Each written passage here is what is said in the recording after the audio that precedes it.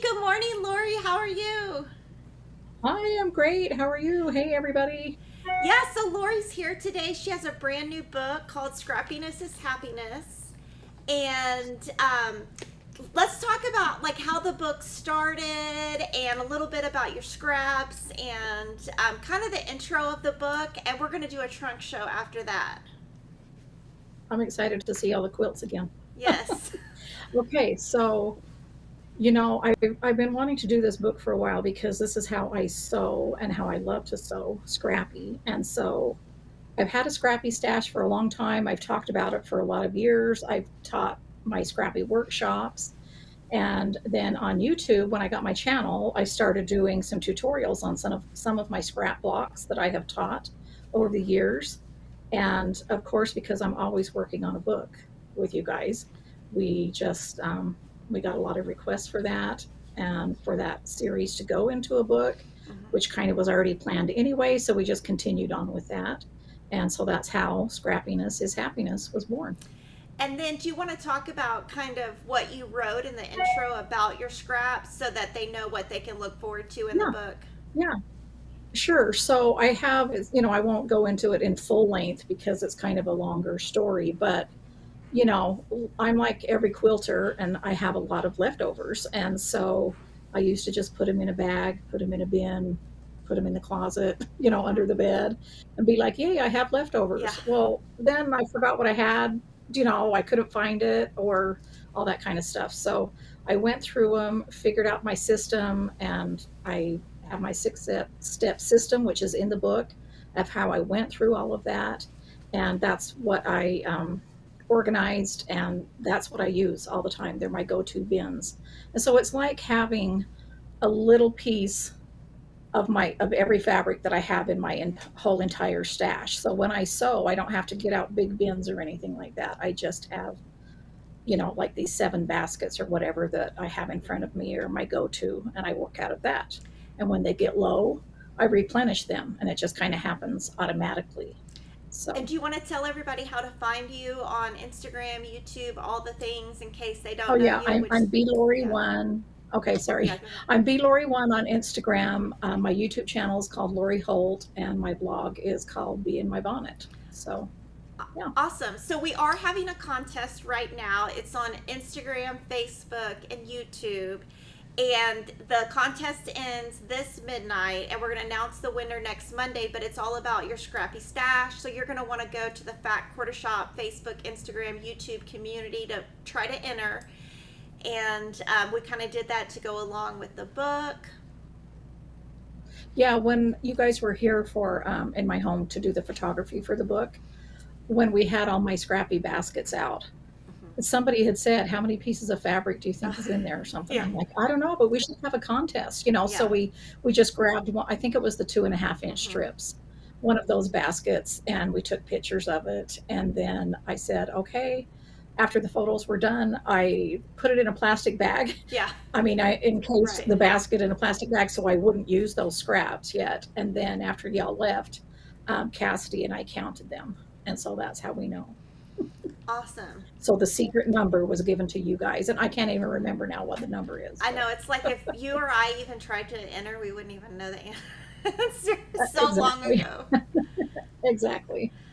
But I thought it was kind of a fun contest because I just wanted to show you how much variety of fabrics you can really have in just one Yeah, basket one and one little. size of the Mhm. strips. Yeah, yeah. So the book has 32 quilts and it's divided into 4 sections. And the first quilt is called Busy Bee and it's part of the One Block Wonder. So I'm going to walk over here. You're going to talk about what the One Block Wonder is, and then the quilt behind me is going to be the one that we're talking about first. It's the Busy Okay, Bee. It's 14 inches square, and the quilt finishes at 84 inches square. So, do you want to talk okay. about So how you came up with the One Block Wonder? okay, so one block wonder is just kind of what I've always just dubbed my blocks or nicknamed my blocks that don't have sashing around them, or they have kind of built-in sashing. And so when you within the block, each individual block, so when you put them together, You don't have to add sashing or anything. You literally just sew however many blocks you want across the row and down. And I like to work with those kind of quilts. Every pattern doesn't work for that, but I like to work with those kind of quilts, especially Scrappy, because that way you can make the quilt larger, smaller, bigger. It's just a matter of blocks, and you don't have to worry about sashing math, doing the quilty math, which most of us, most people like to just follow the pattern and don't have to do a lot of different quilty math to figure out a different size that they need. But the one block wonders in that section is so many possibilities because, like I said, you just measure your bed, your wall, whatever, and do as many blocks as you want, take away or add. So that's what the one block wonders are. So do you want to talk about the Busy Bee quilt? I just showed the backing just so everybody could see. We do list every SKU, and the book is divided where you can make just the block or you can make the quilt. So either or. Yeah. So, of course, I had to put a bee in here. I've done so many different bee blocks, but this is one of my very simple bee blocks that I've done. And I decided that even though this is sewn Scrappy, it's the bee bodies themselves. I used my 3.5-inch bin, strips to make the bodies, but then I decided to pull the same fabric to use for the wings and for the heads, and the middle stripe. And just so that it kind of was cohesive. And I thought it was kind of fun to have all different colors of bees flying around in all different directions on the quilts. And because this is a one block wonder, you can take away or add. Like 4 of them would make a really cute, large pillow or whatever you wanted to do with them. I like my blocks to be very versatile. And I find that the Scrappy blocks are the most versatile. And all of these quilts, for everyone asking about what fabric collection it is, the book is called Scrappiness is Happiness. Everything in the book is all Scrappy. We do list the backing SKU though, so these are not like collection based. So it's all very much a method of Lori scraps and doing with what you already have. Yes, and most of them are my scraps just because I've been designing fabrics for so many years. And when I say my scraps, they're all my scraps, but I mean my fabrics. But not all of them are my fabrics. I do so with other people's fabrics, and I just add those into my stash as well. And so if you don't have the exact same prints that I do for this bee, it's just easy to just say, okay, well, she did a red, so I'll just put a red there of anybody's red, So it doesn't have to be exact like mine. You could, if you don't have the exact same print, just go for the same color if you like that look. And we do have full color, like photos of the full quilt, so you can see colors and you could just follow the color placement. Yeah. And that's why we do that, just so that you know that it's really just about color, and then you can pop in whichever, print or collection you want that's in that color. Okay, so we're going to move to the second quilt. It's called Calico Mushroom. The small block is 6 inches. The large block is 12 inches. And the quilt design is 72 by 84. Okay, you ready for me to talk about it? Yeah. Okay, so I decided to do this. I have a granddaughter, Sophie. She's 13, and she loved this when I was drawing up this block, and I wanted it to just kind of look like a little field of mushrooms, just colorful calico mushrooms. And I often like to do, as you know, if you followed me before, I like to do 2 sizes of blocks in a quilt, sometimes to interest. And, in a field of mushrooms, they're not all the same size. And I just thought it would be really, really fun. And she put her name on this quilt. She's like, I want that quilt. So anyway, this is a fast and fun quilt to make. It's super duper easy. And it's a good way to use all of your prints, maybe that are a larger scale or something that you've been saving that might be harder to use in other quilts or something like that, like a big floral, or I don't know, just, use your imagination. On this one, again, the mushroom stems and the large ones are all one print, and the mushroom stems, or whatever they're called, the bottoms, I don't know if they're called stems, but the bottoms are used the same print as well, and then it's just the tops that are all Scrappy. So, And do you want to give a hint on what's coming soon that is kind of inspired by this? Oh, are you talking about my stitch cards? Maybe. Yeah. I have some stitch cards that just may or may not, have a mushroom in it. So those are Plus, I have that just came out is my knitting mushroom too. So there's kind of like two inspirations, the reason I did my stitch cards. So, yeah. okay, awesome. So we're going to move to the next quilt. It's called Chex Mix. The block is 7 inches and the quilt is 71 by 85. So This is a really fun quilt. Yeah, this is really fun because this is where you can separate, like your 1.5-inch squares into colors and you just grab them. And as you notice that each block has a color, but say for instance, like the block that has all of the aqua squares in it, all of those aqua prints are not the same. Now you could do it the same, but that means I have to find that many squares that all match in the same print. And I'm using squares that are already pre-cut out of 1.5-inch strips or in my 1.5-inch squares basket. And so literally this quilt's already cut. So I just grab it and start sewing, backgrounds to the squares. And it's really fun. I love doing neutral around it. And this is one where I was mentioning, this is a good example of the sashings are sewn within the block, meaning I put borders around the block, every other one a different color of neutral, and then you put them together, and that even shows a little bit more interest.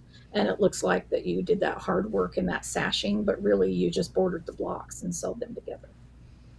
Yes, and we do have people asking, is there a method to know how the scraps are cut and all of that? And all of that is in the book. Yeah. So you can look I've shown that on my video several Yes. times, and yeah, so yeah. Okay, so now we're going to move to the next block. It is Crisscross Star. And the Crisscross Star, oh, sorry, go ahead, Kimberly. well, the block is 15 inches and the quilt is 75 by 90. And I use Scrappy backgrounds in this one because I wanted this one to just be very bright and colorful. This is a perfect stash buster. And I've taught this star for so many years because, especially in beginning piecing and workshops, because it's so easy, I made the points so that they float.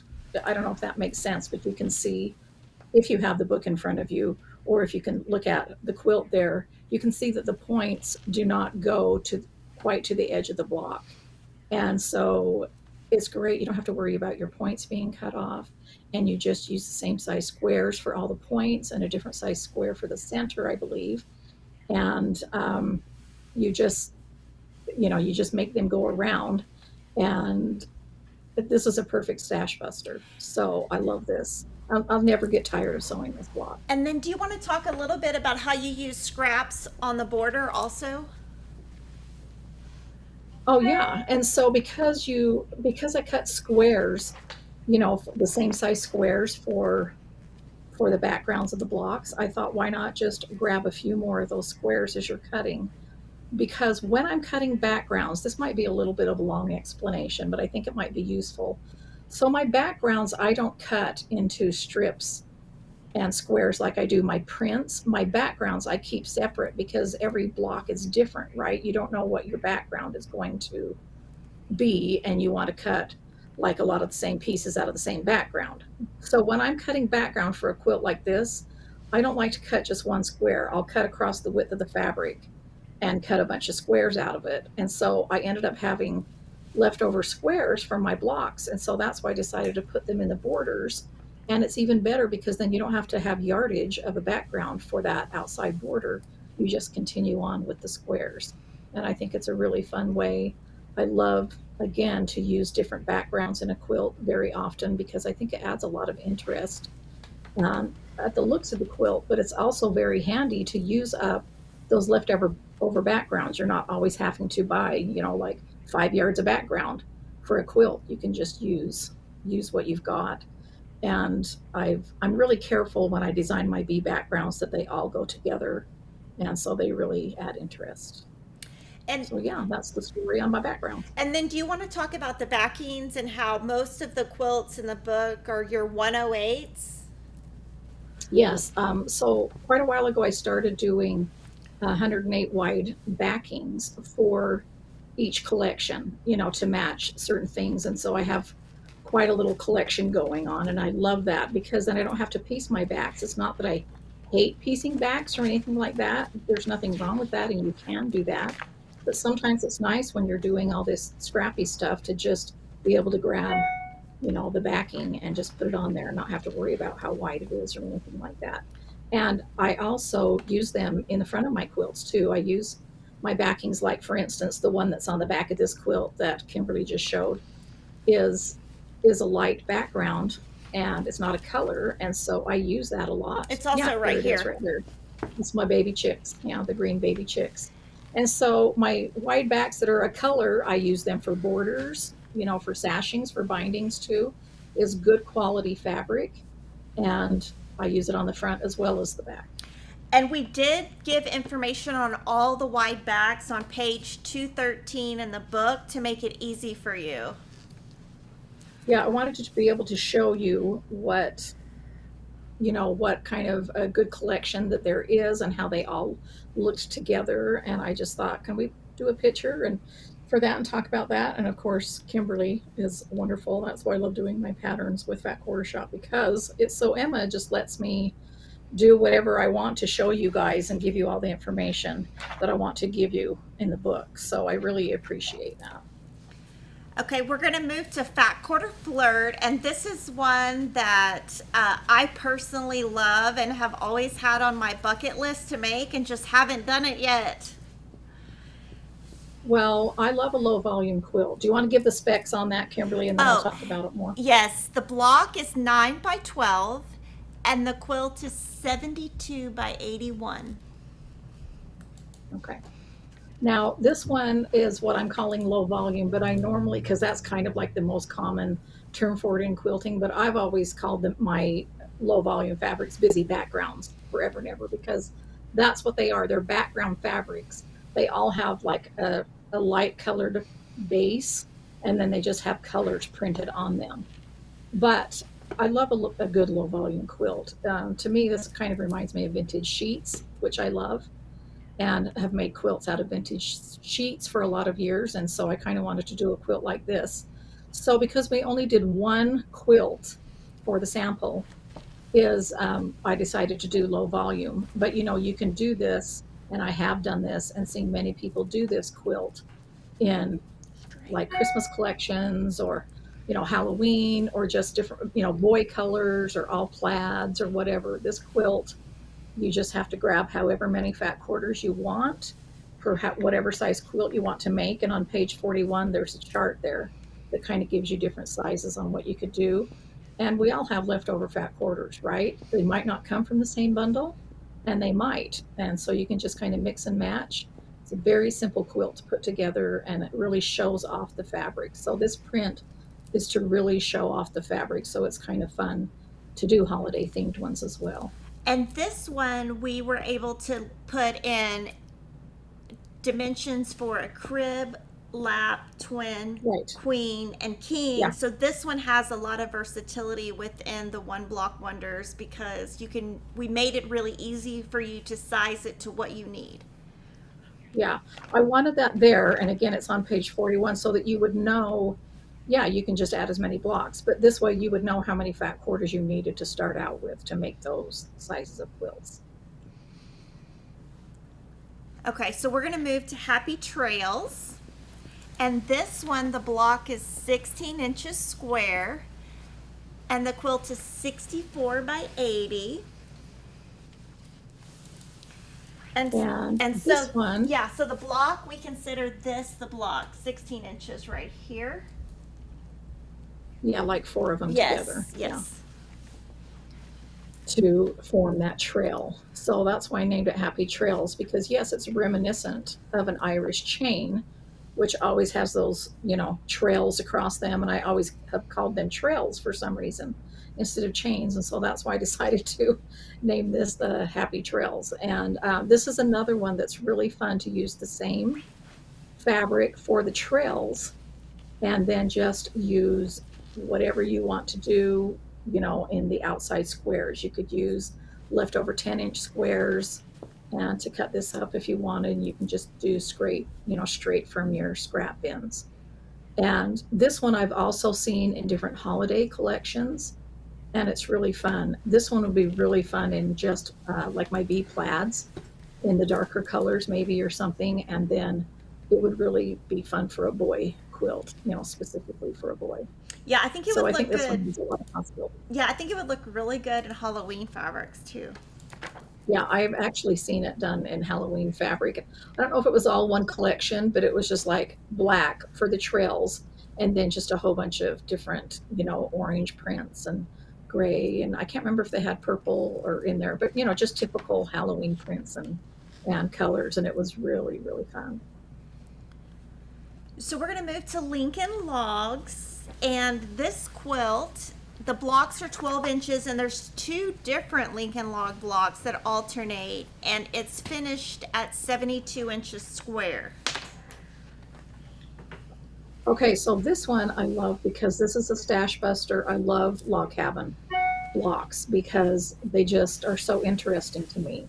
But I have always wanted to use all different sizes of strips in, you know, one quilt. And so this is a typical one that I can do that with. And this is one that I have taught for so many years because it's so simple.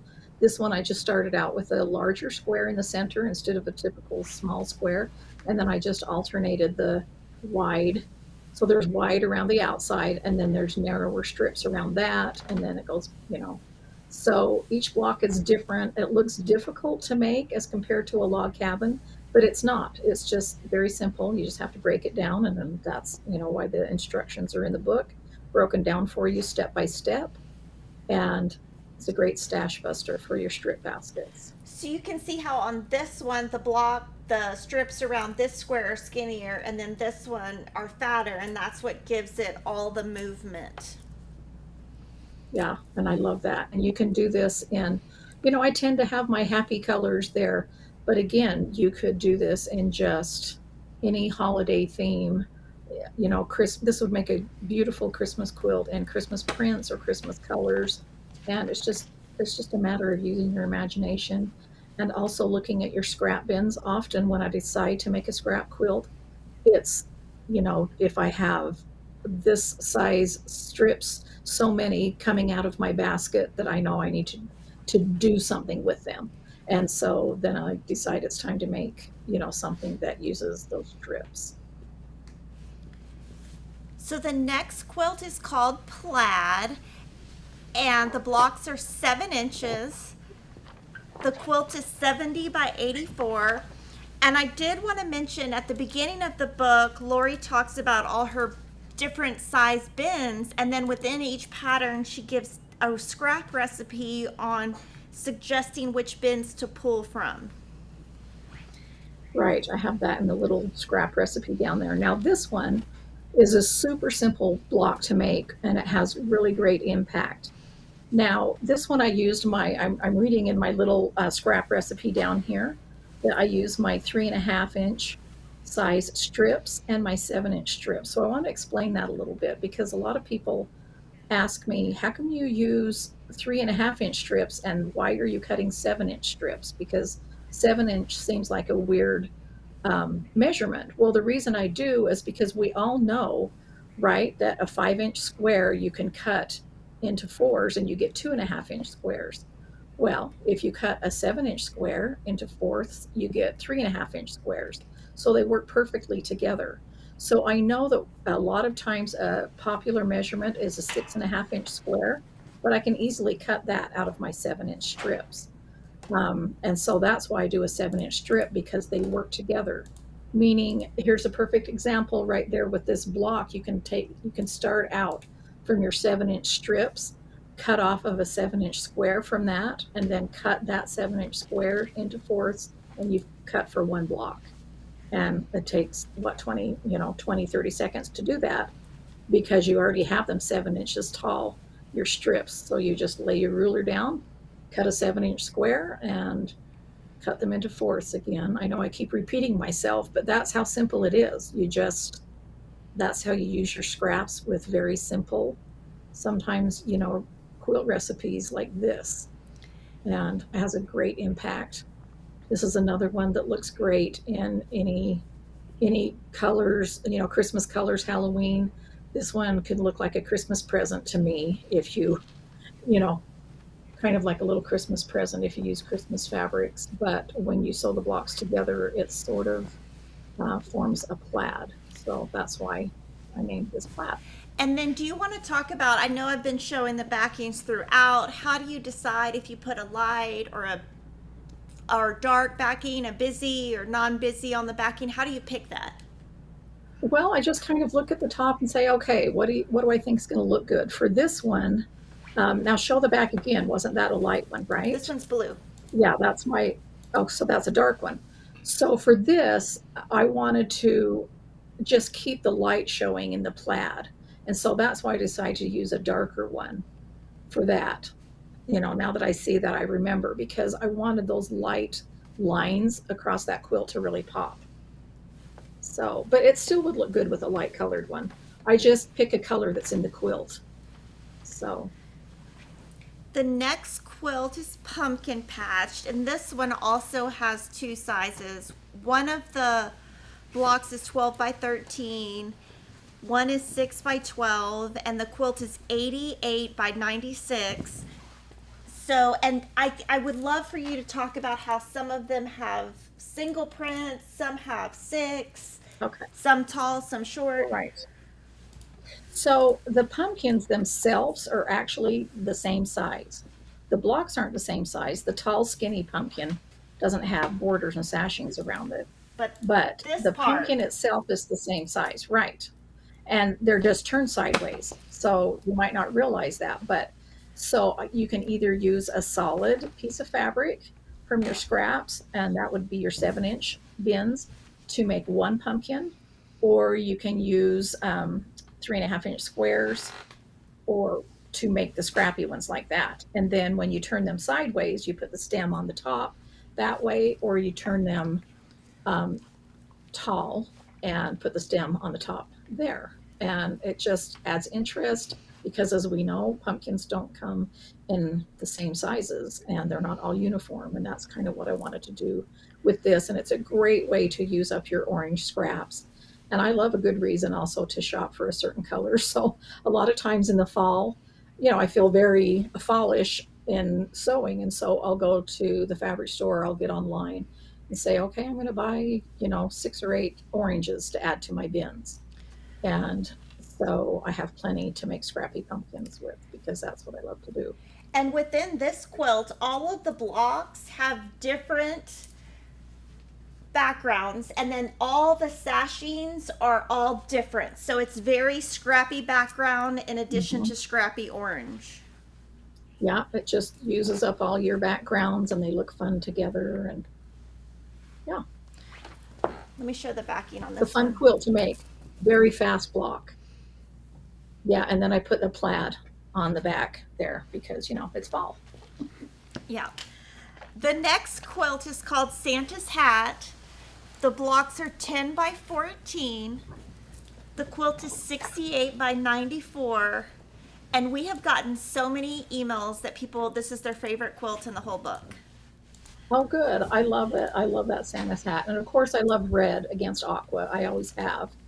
And so this is one that I did do a tutorial on my channel. And I showed that you could even personalize this quilt further by embroidering names on the brims of the Santa's hat, like of your grandchildren or your children or something like that.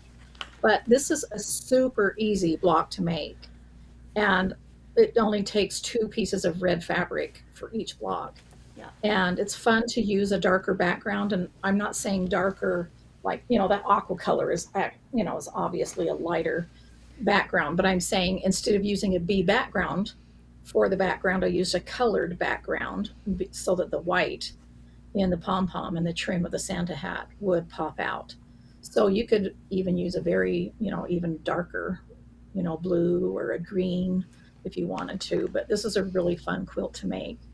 And it's a one block wonder, meaning within the block, I designed it so it looks like you have put sashings around each block. They're separated and the blocks don't touch each other, but that really comes just within the block itself.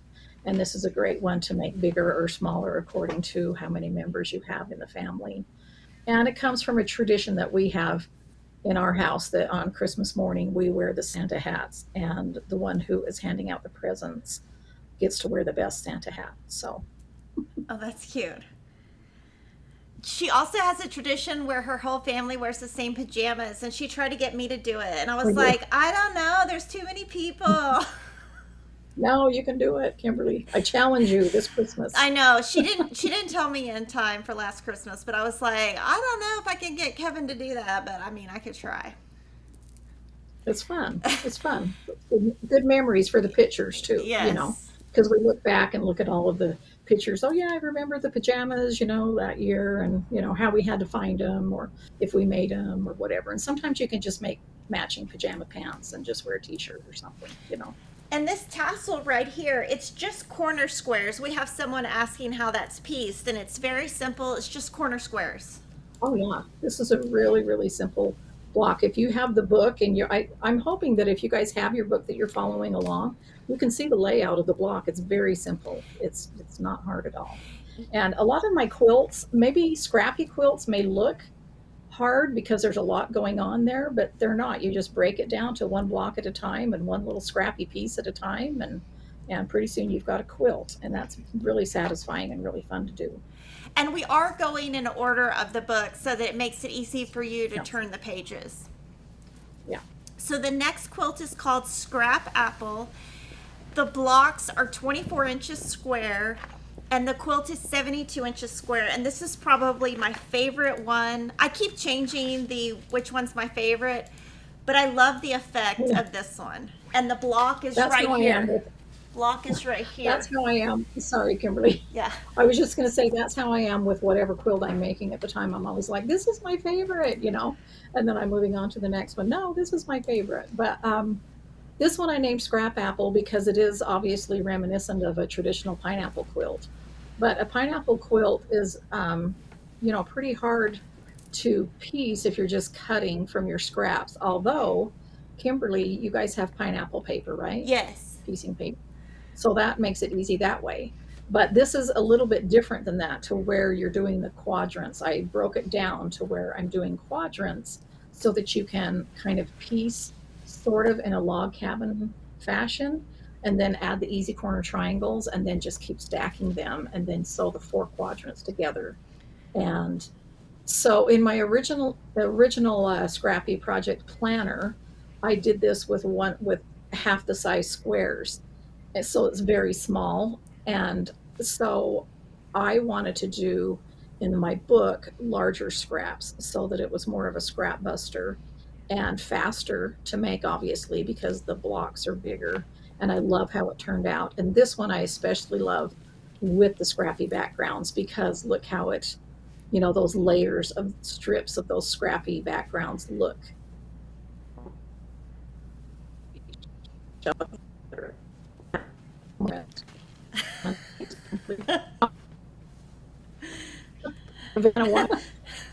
Anyway, so it looks so good. I think I find interest in the secondary block from the backgrounds as much as I do of the colored prints in this quilt.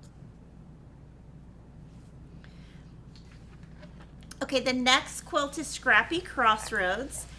The blocks are 16 inches square, and the quilt is 72 by 85. And this quilt, I would love for you to talk about this fabric. Are you talking about? Yes, the linen. And we did list the SKU in the book. Okay, perfect. So I love that linen. It's by Riley Blake, of course, and it's actual linen fabric. It's not just named linen. It's actual linen, but it's not linen like you cross stitch on. It's too much of a tighter weave than that. But it is linen, and this one's in the natural. I first used it when it came out with my Farm Sweet Farm applique quilt, and I loved how all of the fabric looks on this linen. It just gives it a really soft vintage look, and so I decided to use that in a few of the quilts in this book because I use that quite often.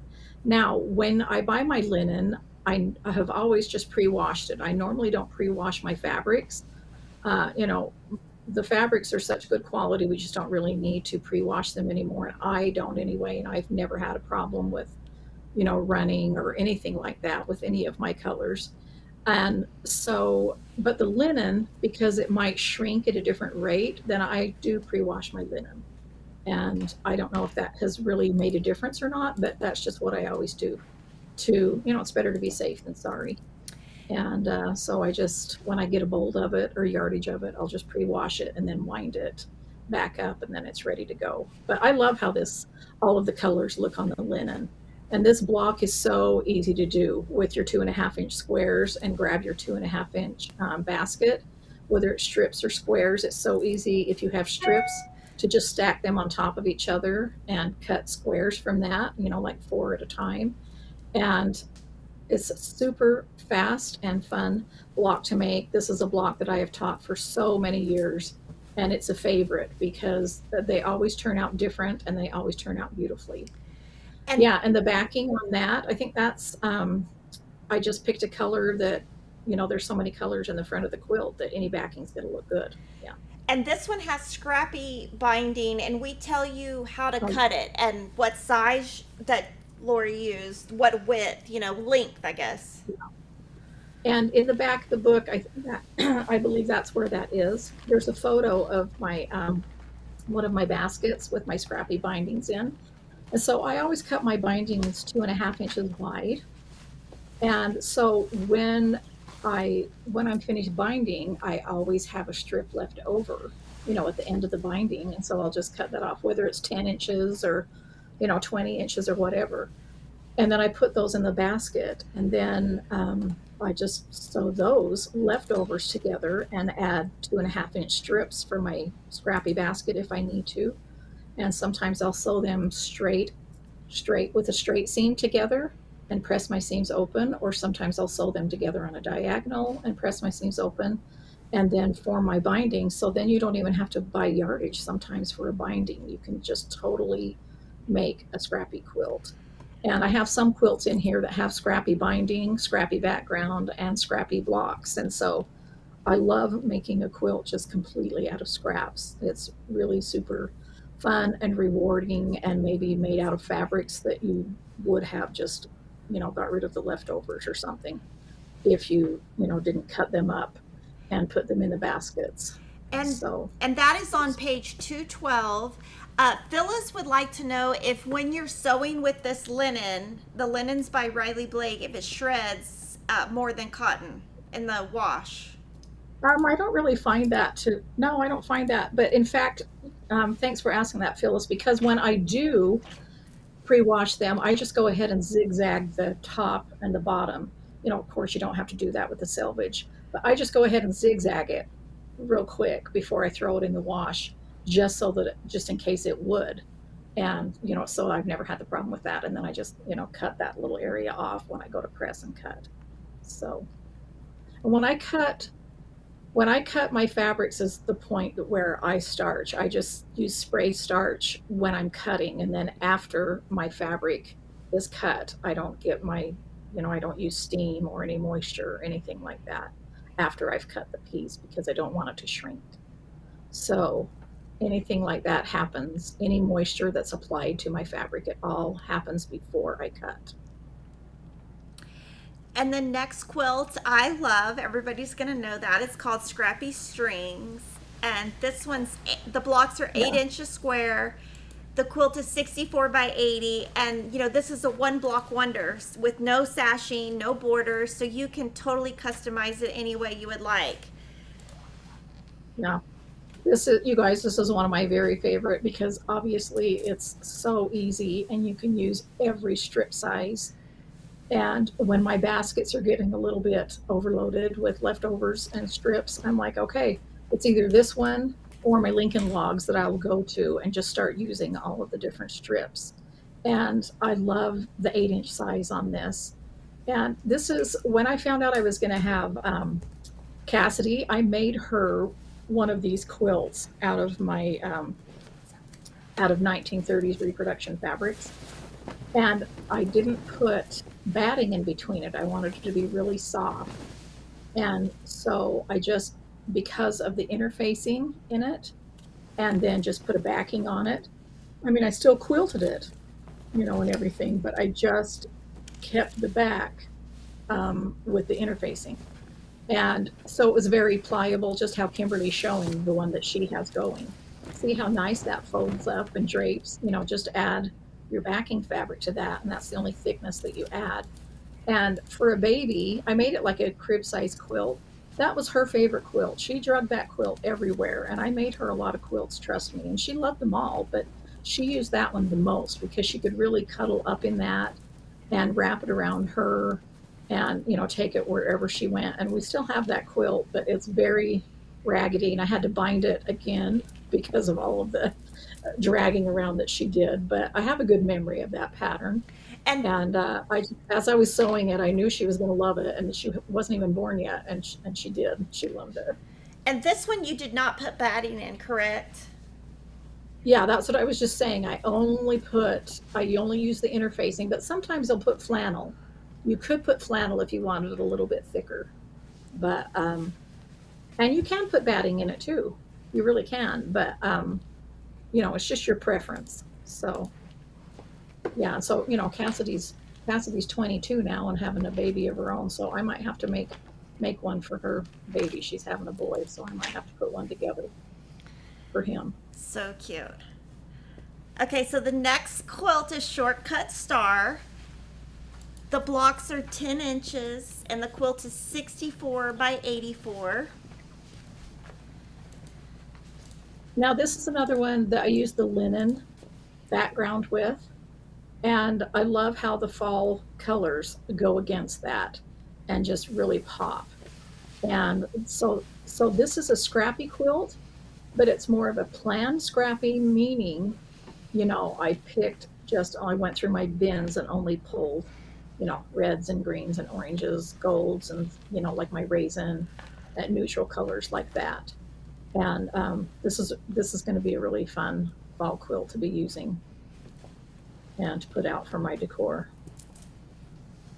And this block shows a lot of my different shortcut methods that I do sometimes that are in the book. And so I wanted to do a quilt that shows those shortcut methods on how to make, you know, the triangles, the half square triangles, the pinwheels, the flying geese. And so that's why this quilt is called Shortcut Star, because it uses my shortcut methods.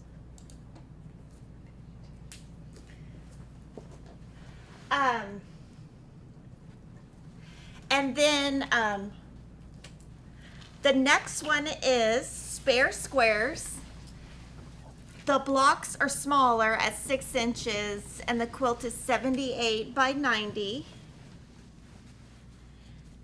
Okay, so this is another one that's reminiscent of an Irish chain, but I call this Spare Squares because most of my picture blocks, or a lot of my, you know, even just traditional blocks, I use the easy corner triangle method.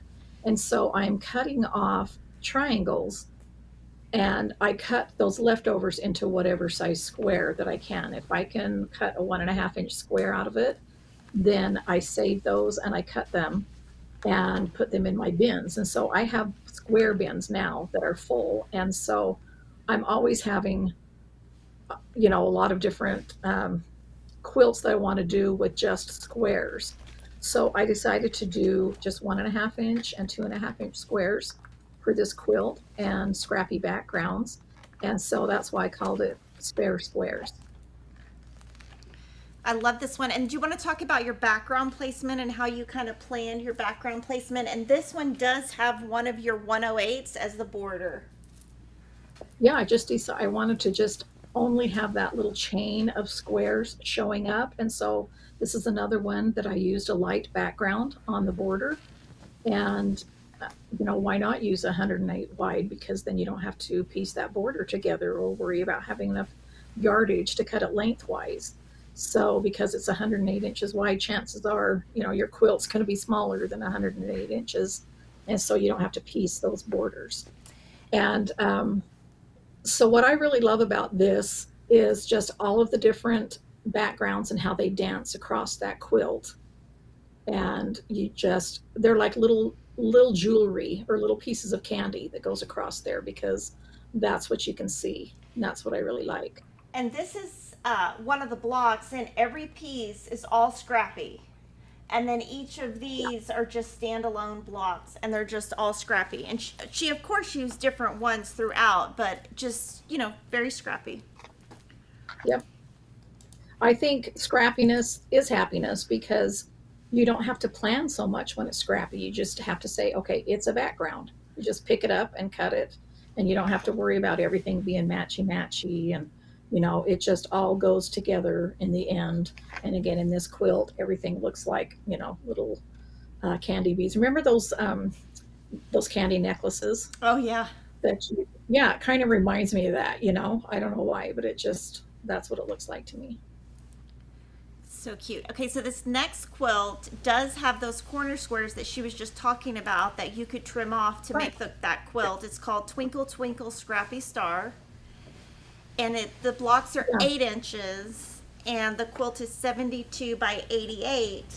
And like when you cut this back, you might have enough to save. It's kind of what she was talking about right there. Right. It's perfect too, because this is a perfect example, another one of the one block wonder, where you can just make this a king size quilt or a baby quilt or whatever you want to do. And because the sashing look, it's not actual sashing, it just looks like sashing. So each block you sew together, and when you sew the blocks together, they're not touching because of how the points end up. And it looks like you had to put sashing around all of those and everything, and you didn't. This is a very simple quilt to make. I have taught this a lot in my workshops, and I put a colored backing on there, just picked one. This lends very well for a boy quilt as well, if you wanted to do more boyish colors or colors that match the nursery. And this is really fun. I did use all the same background in this one. Mm-hmm. And I just cut all the pieces the same size, easy peasy. Took, an hour or so to cut the backgrounds. And then I was just ready to go with Scrappy. And all I did for this one is just put 4 colors in one block that looked good together opposite of each other. When I'm doing Scrappy, I just make sure I didn't put like 2 colors of the same color in one block. Like there's not 2 denims or, 2 pinks or anything like that. I only have to worry about 4 colors and sew them together, and it's super fun, super fast, and super easy. And I love how the border is the same fabric as the background within, because then it kind of just floats to the end. Yeah, those stars look like they're just kind of rolling around in that background. The kind of, the stars kind of have, when I say rolling, because they kind of have a motion to them. They look like they're kind of turning. Mm-hmm. So, and they look like they're just twinkling in that sky. And I used my background with the blue in it, just because, the sky is blue. And so that's kind of why I did that. You wouldn't have to do that, but that's why I chose that for this quilt. And I love this quilt. I love the way it looks.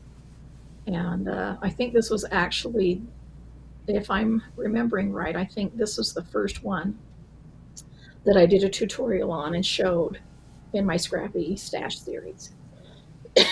Excuse me. And then that's all of the one block wonders. Now we're going to move to section 2, which is the just add sashing. Do you want to talk about that section, and we'll bring the first quilt up? Yeah. Excuse me, I've been talking a lot, I guess. Okay. So then, of course, the next section is ones where you do add sashing, which is typical of most quilts, to separate those blocks. And I think that's really fun, and you can add interest to your quilts. by doing different sashings or just doing the same ones, you know, that kind of thing, however that needs to be. Um, this one kind of has the border around the blocks as well that kind of turns into sashing. So this is kind of a half and half one. The apple one is what I'm talking about, you know, what's showing there. So this is the applesauce quilt. The big apple blocks are 11 inches square, and then the ones that are just the apple core are 6.5 by 11, and this quilt is 76 by 85. So I thought it would be fun to add just a few apple cores into this quilt, so if they're in the sides there, because I love an offset block quilt. And what I mean by offset is you can see the apples are not right on top of each other. Every other one, yeah, it kind of goes on a diagonal. And that's why I added the cores to the side. They're half the size of the blocks because, of course, you know, the apple's been eaten. So the apple core is smaller, and it just adds interest to a quilt that way. And of course, I put my pink patterns backing on that because I love a good. My favorite apple is a pink lady. So when I do apples, I like to do pink, red, yellow, green. I love all kinds of apples. And if you followed me for a long time, you know that I love to create apple blocks, and this is one of them that, you know, I created several years ago and just decided to put into this book. But I do have several different apple blocks that I've done because they're super fun to sew, and I love these colors together. Remember my Appalicious quilt, Kimberly, that I did for my first book, Quilty Fun? And that was really scrappy, and I just felt like I needed to do another scrappy apple quilt. So this is my applesauce. Instead of Appalicious, it's applesauce. Different blocks, but the same colors. Yeah. And then this one you put Scrappy binding on. Do you want to talk about why you chose Scrappy for this one and why you would choose Scrappy on some versus others? I just thought this would really, you know, it would look great with just one of the colors too, but I thought this would be fun to pull from my bins all of the colors that I did in the apples and make those scrappy. And I love how it looks because I knew it would have a light background. And if you'll notice that I used a light background again on this quilt, so a background for the border, because I just love how it makes the blocks pop. And you don't need to go by yardage for a border necessarily. You can just use what you have on hand by piecing your backgrounds together. If you don't have enough background for all four sides of a quilt, you could use 4 different backgrounds, you know, and one for each side. And that's what you that's did also here. a really nice look. Yeah, that's what you did here. You used 4 different backgrounds. Right. Yeah, and so I often do that, and I wanted to show you guys an example of how easy that is and what it looks like. And you know, don't be nervous when you're making your quilt that you have different backgrounds. It's about how they're all going to look together when the quilt is finished and harmonized together. And do you want to talk? We're getting a lot of questions about how do you pick the motif that you have your long arm quilter use? Oh, so I just kind of, I don't know, it's just like I have kind of a pattern book of when I have my quilter here that lives by me, Julie. Julie Stubbs is my quilter that quilts here. And then the quilts that were, some of the quilts, we couldn't quilt them all at the same time. So, of course, Gina Tell quilted some of them there on you guys' end there. And so I just kind of talk about what I think will look good, but I like a lot of movement in you know, the pantographs for quilting. And sometimes if I have something like this that I know a lot of background is going to show through, then I want to do something interesting like swirls or flowers or something that you can see in that. And sometimes I like my quilting looser. Most of the time I like my quilting tighter, but it just depends on what you're going to do with the quilt. And you just kind of trust yourself. You just kind of look at the pantograph and look at your quilt, and you're like, yeah, I can see that on it. And I just don't want anything that's going to take away from the blocks. I want something that's going to add to the blocks and let them shine. So I don't know if that would really help Yeah, that that's answer, perfect. but And that's I think yeah. it's great to show because your quilting is always like bigger than mine, and so it's good to show like how ours is so different. Yeah. And it's not always that way, but it's typically that way. In this book, quilt, I wanted to quilt these quilts to kind of show you an average quilting size. But I do tend to, I'm kind of like you, Kimberly, where I tend to like a little bit more tighter quilting in a lot of my quilts. But if they're a quilt that's going to be used as a lap quilt a lot instead of hanging on the wall, I kind of like it a little bit looser because it makes the quilts a little bit more pliable, a little bit more bendy, just because it's not such tight quilting that makes it so thick. So, that's kind of how I decide how if I want my quilting loose or tight, depending on how I'm going to be using the quilt. And then do you want to talk about how you lay out your blocks on your design board before you sew them together? Yeah, so that's when I audition my blocks. So a lot of times before I even cut my fabrics for my strips, I will lay them out. Like, for instance, on this one, I would grab a design board, I would grab two greens or two pinks or two reds or whatever, and put the strips, just lay them next to each other on the design board to see if it has contrast from each other or if they look good together. And then I'll be like, yeah, I like that. And then I'll add the leaf on top of the green. And then I'm like, yeah, I like those three together. And so then I'll go ahead and just cut the strips and put it on the design board, and then I'll cut the next block, do the same thing, and I just keep stacking up my design boards with all of the blocks ready to go. And then when I've cut as many blocks as I want to for that day, or sometimes I'll cut for the entire quilt. I remember when I cut this, I cut every block out of the quilt. I sewed one first because I always do that. And then I cut all of the rest and stacked them all up on my 10-inch size design boards, and then they were ready to sew as I went along. I didn't sew them all in one day. You just go along, and when I have an hour here or an hour there, a half hour, then I sew up a few blocks until they're finished.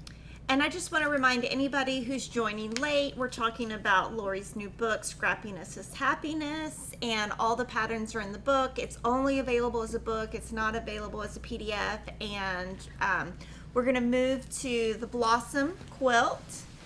This quilt is a 9-inch square block and 73 by 84.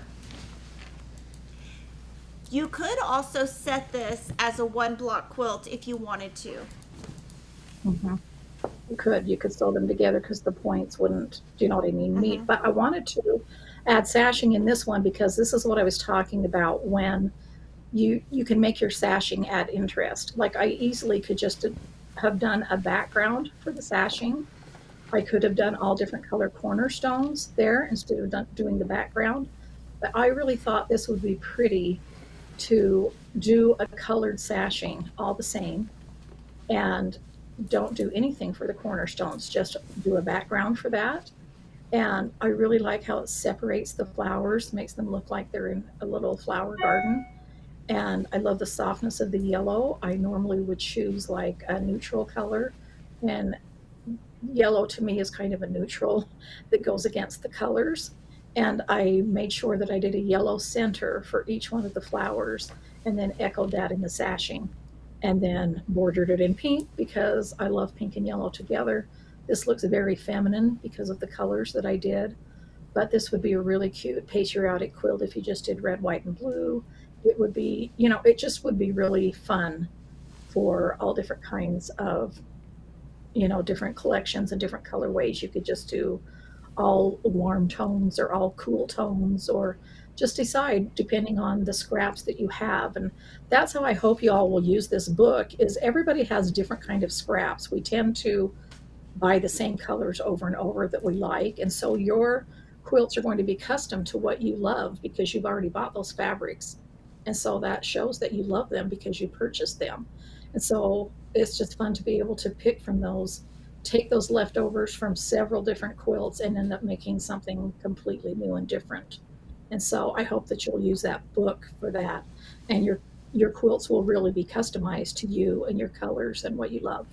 And I love how you use the pink binding on the pink border, even though they're different, because doing that makes this Yes. shine a little bit more. And so if y'all notice Right. that, that's kind of why she Yeah, did I that. do that a lot. Yeah, instead of using, I'm most of the time, I mean, I would probably say 95% of the time, if I have a colored border and I'm going to match the binding with the border, it will still be the same color, but it will not be the same print. I just think that adds interest. So Yeah, that's a great tip. And all the the background, more prints, the better, right? yeah, and this background, just so everybody knows, is all one SKU. I think it's the B backgrounds in pewter, B cross stitch and pewter, and so this has one background Yes. but Yeah. different flower prints. Yeah. This one, I thought it may be too busy to use different backgrounds, but but it doesn't take a lot of yardage for the background on this one either. And so, if you have a larger piece of background left over from another quilt, then this would be easy to do. But I love this quilt. I just think it's a sweet, spring summer quilt. And all of the quilting in the book, do you want to talk about what thread color you used? It's like, Yeah, I just use a neutral. It's kind of like a cream colored. So, and that's what I like to use. I don't really like any colored thread to go over my pieces. Um, and there's always exceptions to rules, but typically that's what I do because I don't like rules. When I say there's exceptions to rules, I don't really like rules. There really is no rules in quilting. It's just like you make up your own rules on what you want to do for each individual quilt. So, yeah. the next quilt is the checkerboard quilt, and it's a combination. The cornerstones are 3-inch squares, and then the larger blocks are 6-inch squares, and this one finishes at 63 by 81. And on here, we do list in the book the color for this background. It's also one of the Riley Blake linens. Yes, it is. And it's navy. And don't you just love how a dark background makes everything pop? Now, obviously, you could make this block with just a regular B background, and it would be, really pretty to make this quilt that way. But I wanted to make sure that in this book that I showed you that you can use different, a solid color or something like that for a background to change up that look and make those colors pop. And I really love working with that linen. And so I wanted to do another one, and I thought this would be perfect. This one, the recipe for this is 1.5 and 2.5-inch squares. And if you're a person who saves your leftovers, you're going to have enough for a lot of 1.5 and 2.5-inch squares. So another very simple block to make is just in the setting of how it looks, and I just have 5 different colors in each block. And because I used a darker background in this quilt, that meant that I could use a B background, meaning, with my cloud backgrounds within the blocks as well. And so that was fun. And then I have my farm life backing there on that. And I just love how that looks because it matches the navy border. Yeah, And then I love the binding on this one. Yeah, I was just going to say that one. And then I put my gingham binding on that from Farm Girl Vintage, my denim one, and I just love how it pulls it all together. Yeah, and that one thing about this is you use all kinds of fabrics. Like you're using some of your fall fabrics, Christmas fabrics. It's like a mix of everything. Oh yeah, yeah. I don't typically. I do get that question a lot. Do you use your Christmas? Do you keep your Christmas strips in different baskets? I don't. I mix everything up in my baskets because I typically use them in anything. You can't even tell till you get close up that if there's a little Christmas motif or something, and what's wrong with that, right? But if I decide to just do a Christmas quilt with my scraps, it's easy for me to just go through my basket and pull out my Christmas prints and then only cut from them. I would do that just like I would, go pull out all of my blues if I needed them, or all my reds if I needed them. I just, that's what I do. I do not keep them separate. Yeah. And then the next quilt is Checkerboard Star. This one is 10 inches square blocks and 82 by 95. And each of the quilts in the book, do you want to talk about how they're all corner squares? They're all, I wouldn't say they're all beginner, but most of them are. And nothing in the book is super hard. It's all very easy with your techniques. It's very easy. I add my easy corner triangles on after typically the block is sewn if I can. And that's hard to explain, but it shows it in the book, so you know what I'm talking about. But this is another example where you only worry, and I shouldn't say worry, but you only plan for 3 colors in each block: the checkerboard, and then the star points in the corners, and then like the kind of flower petal looking things, shapes. And I just put 3 different colors that look nice together, and you can see there's a good variety of that.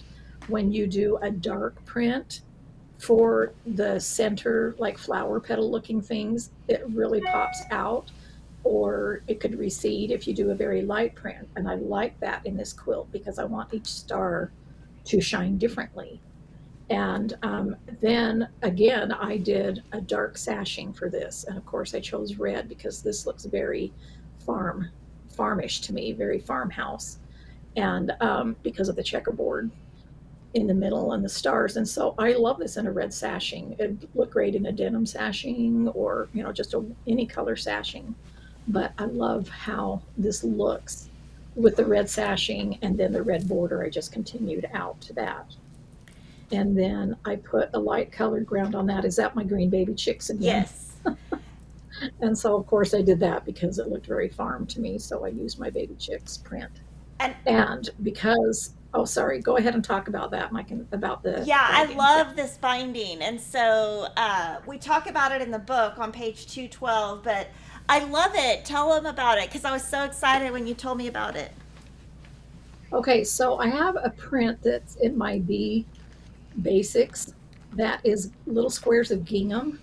So it sort of looks like a cheater cloth. The squares are about 4 inches. We show that in the book on the bolt, so what it looks like. So when you cut that on the bias and put that on the border, it looks like it's a scrappy border, but it's not. That's actually one piece of fabric. But because it goes on, it's like a cheater print. And so that's a good way that you can use your cheater cloths as well. It looks very interesting around, you know, those blocks because it's a light colored. And I love how that looks. So that's a good way to use, you know, your conversation prints or your cheater cloths or something like that. You know, think outside the block and cut that up for a binding. It just adds interest. And on all So of it looks like a little rainbow binding going across there. Yeah, and on all of these, like if there's like this red print, for example, that's used a lot, we do list the SKUs, so it makes it easy for you to, if you want to replicate her background, her sashing, you can.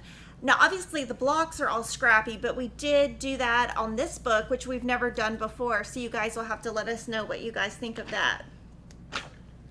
Yeah, we just wanted to be able to answer, you know, any questions that we could in the book, you know, beforehand. I always try to think of what questions you may have beforehand, and so does Kimberly, because we're used to questions and answering questions.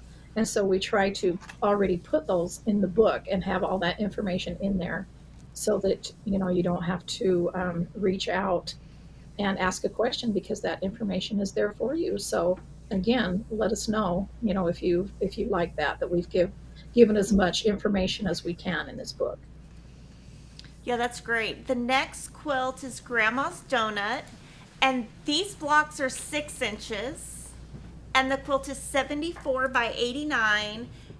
And I love how this one has such small blocks because next to the corner points, it really pops.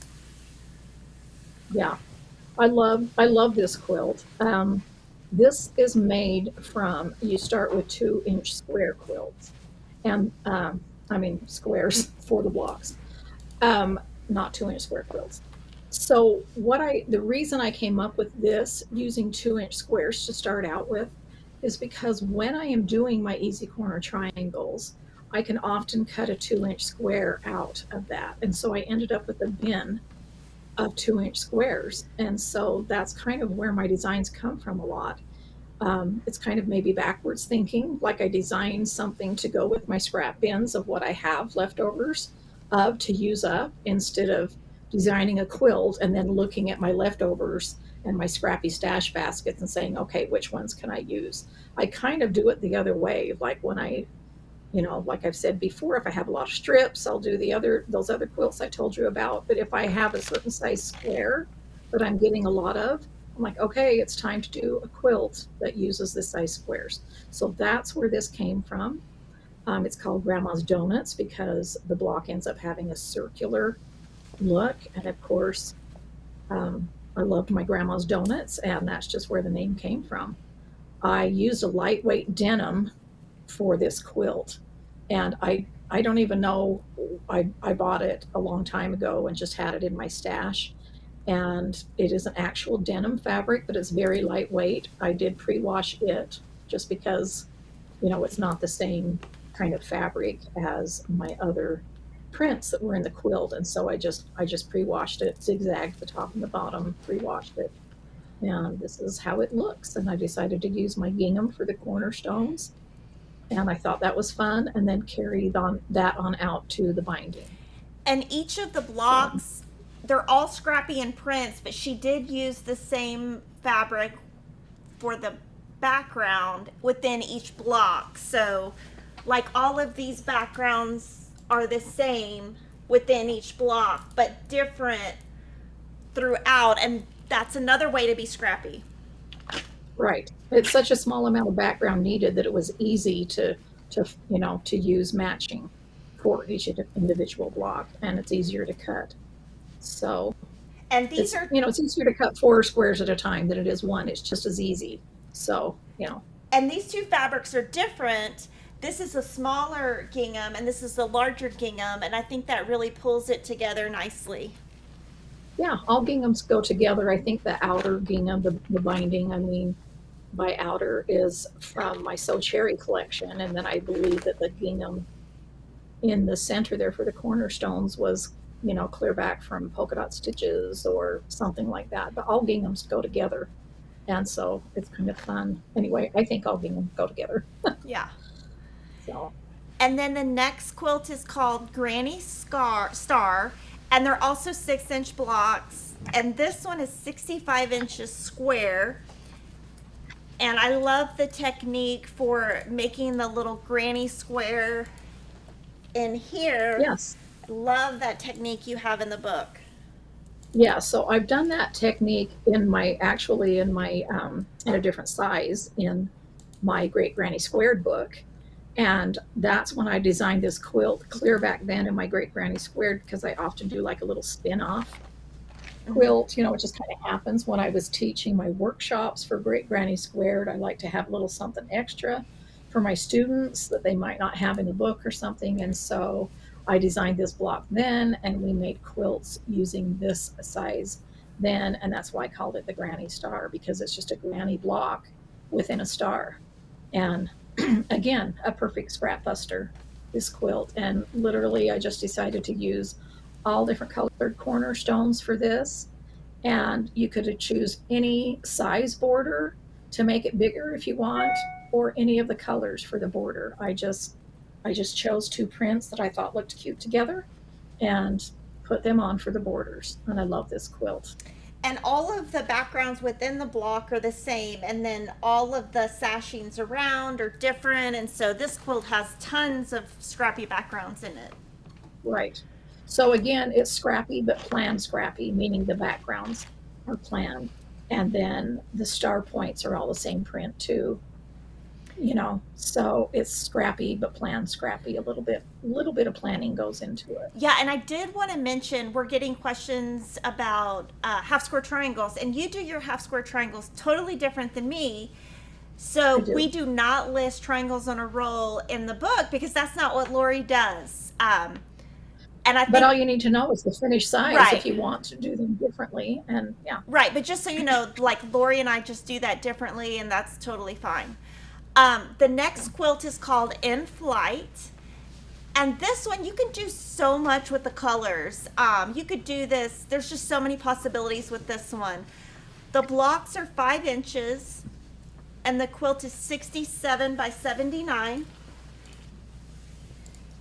Yeah, this one is really fun to do. And another one that I wanted to show you what it looks like with a darker background.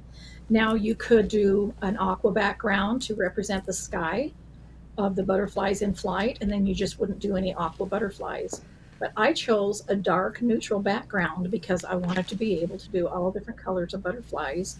And I love this color for a background. This is my raisin color. It's in my bee cross stitch collection. And I just think it looks great with all of these colored butterflies together. This is another sort of plan Scrappy, meaning all of the butterfly bodies themselves are the same print. And then just the butterflies are all different Scrappy.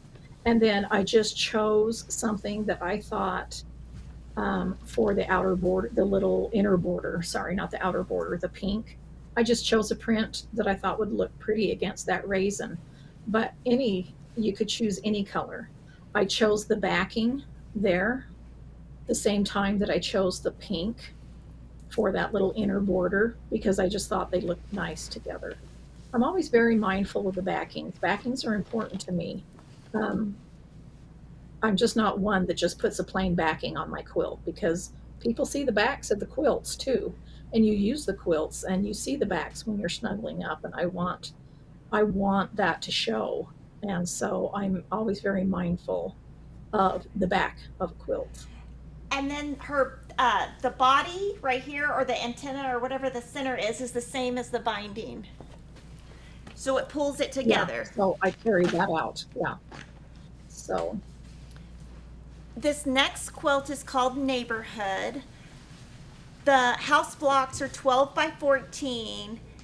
And the quilt is 60 by 72. And this is like, I just love this quilt. It's so bright. It's so happy. It's very easy.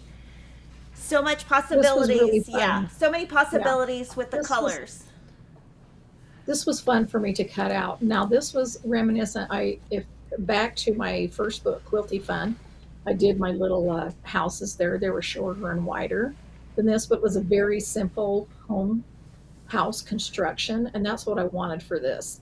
I wanted to be able to use kind of some busier prints maybe for the roof or the roof wherever you are in the country. A lot of people make fun of me because I say roof, but anyway, so yeah, you can use just anything. I decided to use kind of a different I could use a different color for the windows if I wanted to, but I decided to use a background for that, kind of like a low volume or a busy background for that. I think the screen's kind of far away, but I can look at my book and remember that I did that for the sashings on the side, the same as the window for my Farm Girl Vintage print, because it has a whole bunch of little different flowers in it, and different colored flowers, And so I thought it would match literally all of, whatever house I decided to put in. And then you could use the same green for your grass if you wanted to. But I just decided that it would add more interest to use Scrappy and not have to worry about yardage and just pull 12 different greens or, whatever it needed to be according to how many houses I was making. And this is really fun. I always love doing house blocks, and I always have to include some kind of a house in something. So, yeah. And I love the denim. Yeah, I just love the setting and the borders and that big cornerstone, the binding. You just pulled all those happy colors together so nicely. Yeah, it was really fun to do that denim that darker denim inner border, and then do that outer border in a lighter colored denim, And I love how they look together. And I could have went denim with the binding too. But I just thought, you know what, I'm going to put yellow cornerstones and then put red binding. And I don't know, I really like how it looks. I'm glad you like it too, Kimberly. And I hope you all like it. The next quilt is called Patchwork Flag. And it uses the Patchwork Star block. The star is 16 inches square. And the quilt is 72 by 96. So this star right here is 16 inches, and there's 3 by 2. We're gonna show this corner right here. Right there. There we go. Okay, so this quilt is done completely from my scrap bins, my squares. And this was fun because, so in the star block there, you can see that it's kind of opposite. You normally would make a blue star with scrappy backs, backgrounds. But because this is for the flag, obviously I wanted the white stars with the blue background. And so I just had to gather all the same size squares for the blues in all different colors of denim and all different shades and prints of denim. And then I did the same thing, same size squares for the white. Those are really easy to put together. And then for the stripes, it's all of the same size square. So just many reds and many backgrounds, which add interest. I designed a quilt years ago for Sterling when he was a little boy. He was 8. And I asked him what quilt he wanted for his birthday. And he said he wanted a big flag to go over his bed, just one big flag. And so I did a quilt that's similar to this, but a little bit more complicated, meaning more piecing and more different kinds of blocks. But I love that. I'll probably end up putting that into a pattern, because every time I show that, I get requests for a pattern. So Kimberly, we need to put that into a pattern. But for this book, I wanted to do something very simple where you just use the same size square and make a flag out of it, and one big flag. And so I'm really happy with how this turned out. Very fast to sew, very easy, and a good way to use up your red, white, and blue scraps. Yeah, and it's a great way to use up your bee backgrounds because you have so many bee backgrounds now. You have enough to make it like very versatile. And like she said, you can always use her lighter 108s on the front of your quilt. Mm-hmm. Yeah, I add those into my backgrounds, and I keep adding to my bee backgrounds collections. If you guys don't know what we're talking about when I say bee backgrounds, I did an original bee background collection with just bee backgrounds. And then with every collection that I do, I usually do 1 or 2, or sometimes with my current prairie collection, I've done 8 backgrounds that match that. And then they go into my bee backgrounds.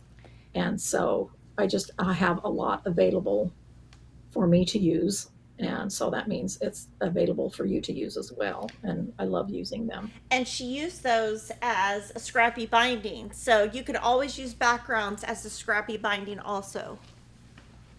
Yeah, because when you're doing this flag, it's like, okay, do I do a blue binding, which you could, or do I do a red binding, or do I do a background?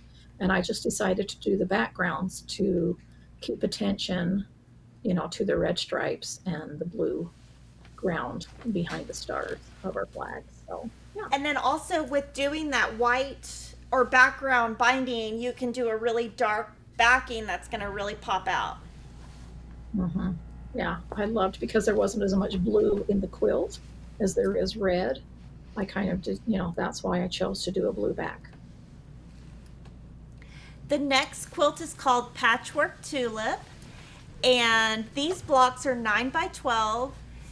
The quilt is 56 by 68, and this is also using the linen in dark gray by Riley Blake. Yeah, this is I can't remember if it's called charcoal or steel. Did we have that in the book? It's dark gray. Did we say what it is? Oh, it is dark gray. Okay, so it's the linen and it's gray, but again, it's dark. You could use the navy like was shown in the other one. But I loved this one against the tulips. And these tulips are really fun to make. They're very simple. Uses your squares, and as you can see, I didn't stick to a typical green stem and green leaves. I decided to just make them all colorful and scrappy. And it looks just as good on a white background, but I love it in a dark background too. And this is another quilt that is planned scrappy, meaning it's scrappy. Like for instance, the denim tulip right there, kind of in the center. It's 6 different denims. So yes, it's a denim tulip, but there's 6 different prints. And so that just saves time from having to find a piece of fabric that you can cut 6 squares the same size or whatever you need. You just need 6 different colors and put it in the same block. And then you can see that I did These, some with 6 different colors. and each of Yeah. these two So match. some of the tulips are all different. But the Yeah. stems, I guess the leaves are all Yeah. different. Yeah, they're just like mirror image. Yeah. Yeah. Oh, in the back. And So that's the fun one. this one's Scrappy binding also with the green floral on the back. Right. And so I put sashing in these because I wanted to separate the flowers.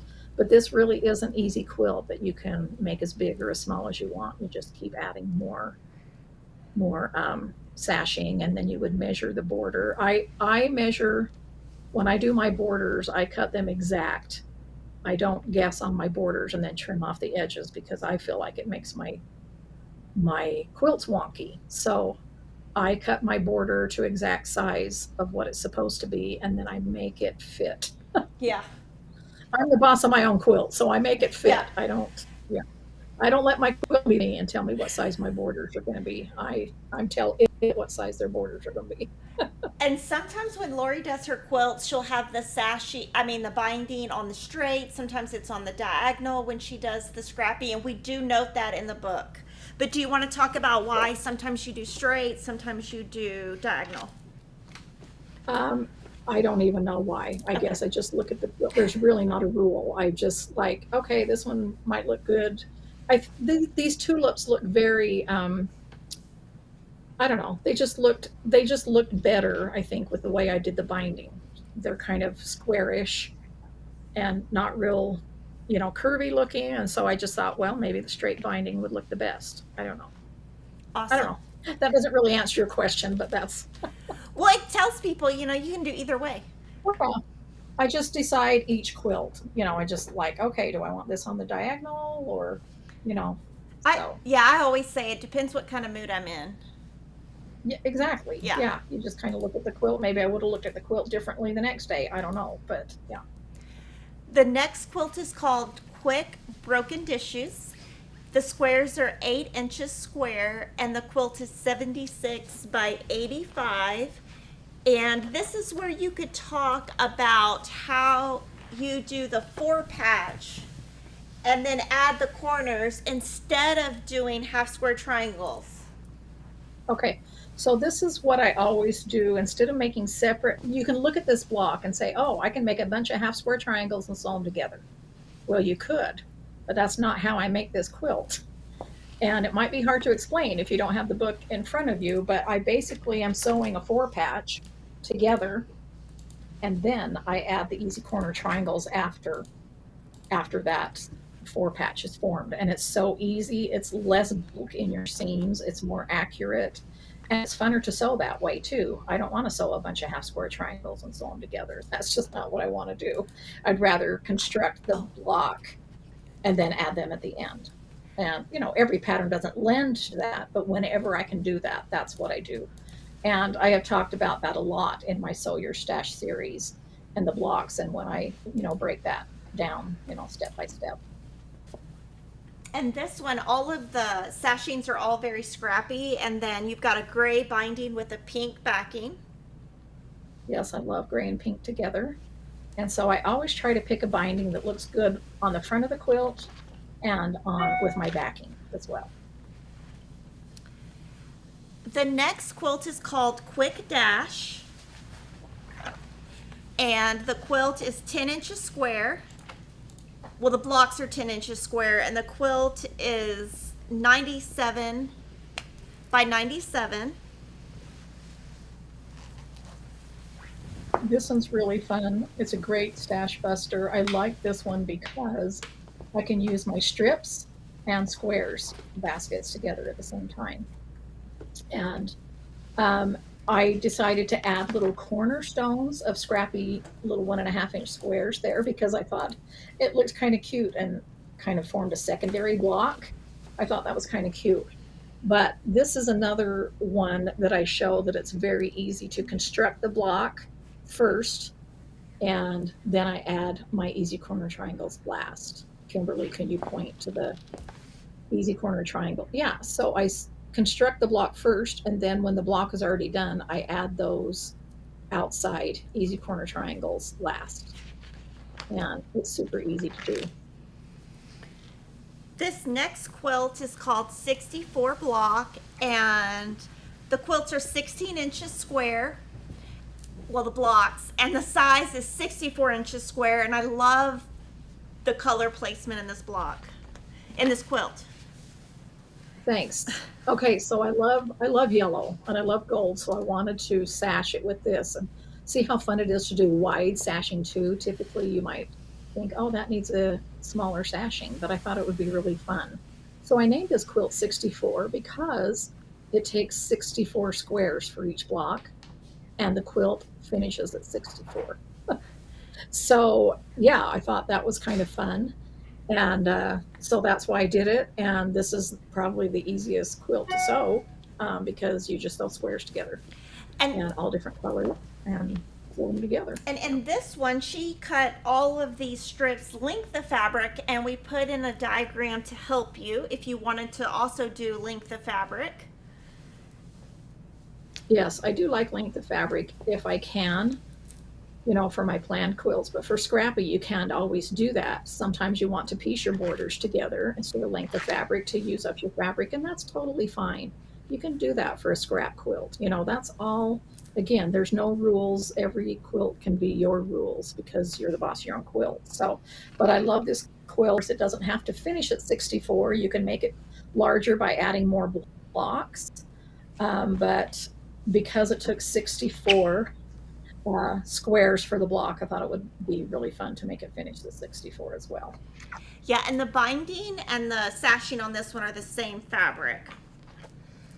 Yeah, so I had that yardage and thought, well, let's show a quilt that you can do all the same yardage for that together. So there's my 95, there's my 5% exception that I did that same. Yeah. Well, and I often do that too when I do a lengthwise, when I'm cutting lengthwise, because then you have these long strips left over. Say you know, fabric comes 44 inches wide. So say you only use like, you know, 25 inches of it, the width.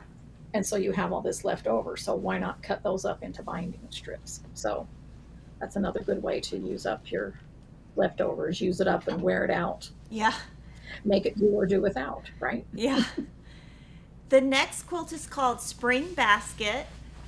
The blocks are also 16 inches square, and the quilt is 68 by 86. And I would love for you to talk about how when you're preparing a quilt, do you plan the whole quilt at one time, or do you just go block by block? I do.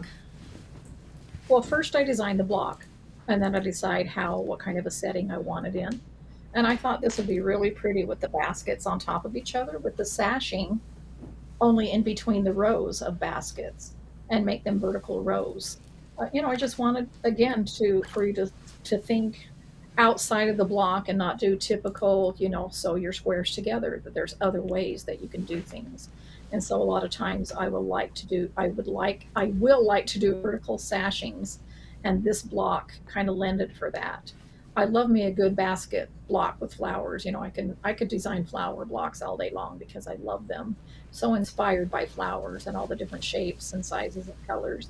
And because I'm a gardener, you know, that kind of is natural to me. But I like to play with that and do different settings so that all of my flower basket blocks don't look the same to each other. And I wanted to do a very simple one. This is a very simple basket to construct, and a very simple flower and leaves. And I wanted to do a quilt that showed you, that I could show you how I literally use every size of my strip baskets. So this is the block that I show you in the front of the quilt. I give you an example of how I cut out of my baskets, and you know what I do with those strips and the leftovers of the strips that I just used to cut. So in the very front of the book, page 10, just an example, yeah, of how I cut this block out of my baskets. So. And you use kind of the same colors throughout, but all of the handles are different. The flowers are different. Yeah, the so stems. again, yeah, this is a Scrappy planned, or a planned Scrappy, meaning I knew I wanted to do all blue baskets, and so I just picked, you know, that many blues that I thought looked good together, according to how many blocks I was making. You know, this was 12, so I picked 12 different kind of blue tones. Some of them are more teals, some of them are more aquas, and I really love using those two colors together. And then I stuck with the denim for the trim, but they're all different denims. And then I wanted all the flowers to be red, but they're all different red prints, and the same with the greens. And then And these two are the same. I love the look of a planned Scrappy. Yeah, so it's planned.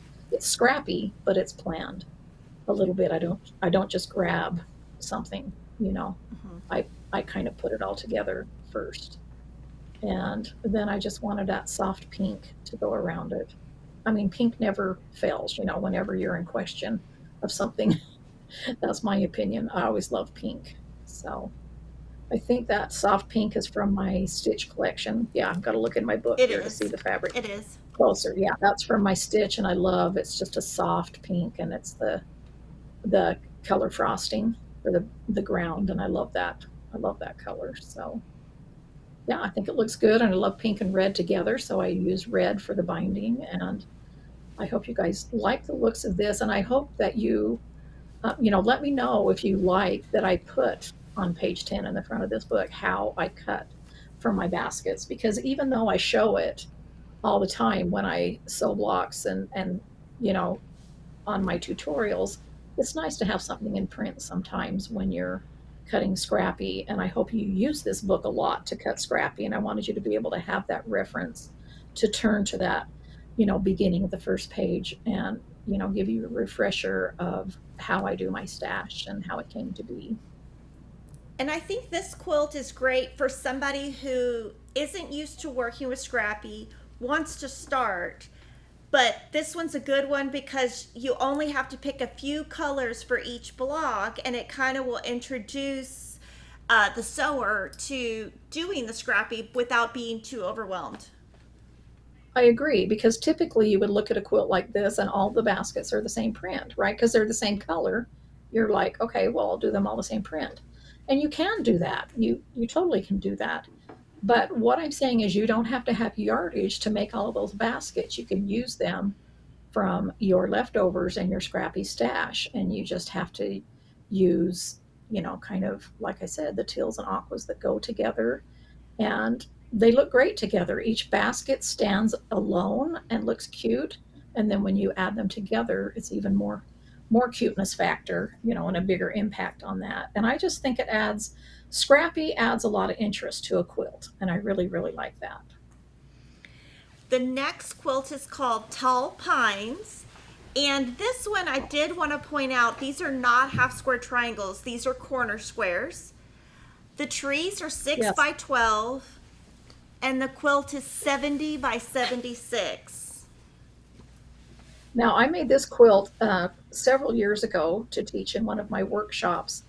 And the reason I came up with this quilt is just like I was telling you before, as I noticed that I had an abundance of greens in my baskets, like greens.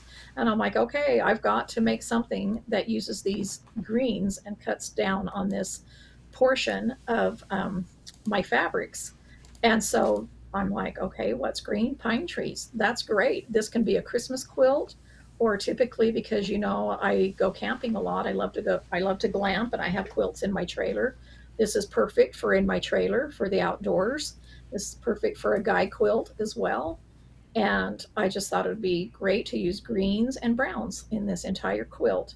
I used the same background, and then it isn't easy corner. It isn't half square triangles. It's easy corner triangles, like Kimberly said. So even the trunks of the trees are Scrappy. Yes, they're all browns, but I just grabbed browns. And this is just like from all of the greens. I have a lot of my greens, a lot of different designers' greens that I had in my stash. And it was really fun to do. And I love the graduating squares. So I could use all of the size strips of greens and cut them into squares and make this quilt. And I have made this quilt in all different colors too, besides greens, and they look like Christmas trees. Yeah, and a huge thank you to Riley Blake, because this is one of your older fabrics from So Cherry, but I know customers are going to want it specifically for this quilt, so they reprinted it so y'all could get it. That's awesome. And then this is the bee cross stitch, all one background, but that looks so good with your plaid. Yeah, yeah. I love this, and because I love brown and green together. It's just very woodsy, and it was really fun to be able to use all of those colors. And yes, thanks for shouting out Riley Blake. As if you don't know, I am a fabric designer for Riley Blake Designs, and I love being a designer for them. They're just awesome to work with, and just what Kimberly said, what they do, they will just do everything they can to within their power to make us happy, and that's what I love about them. So the very last quilt is called Toy Sewing Machine. The blocks are 9 inches square, and this quilt is 69 by 80. And it's so happy and pretty, and I feel like it would work for like a little girl, an adult. I just love this one. I think it's great that it's the last one in the book because it's just like kind of wraps up the whole beauty of the book and all the colors and all the scrappiness. I agree. Thanks, Kimberly. We didn't plan it to be the last in the book. We just always put my quilts in alphabetical order, so it just kind of ended up this way, right? Yeah. I thought it was kind of funny Yeah. that it led out with a B, right, and then ended with sewing machine. Yeah. But I do have a huge collection of vintage toy sewing machines, and that's what I designed this block to be after. It's a very simple block, and I designed many sewing machine blocks, and some are more complicated than others, but this is my simplest one.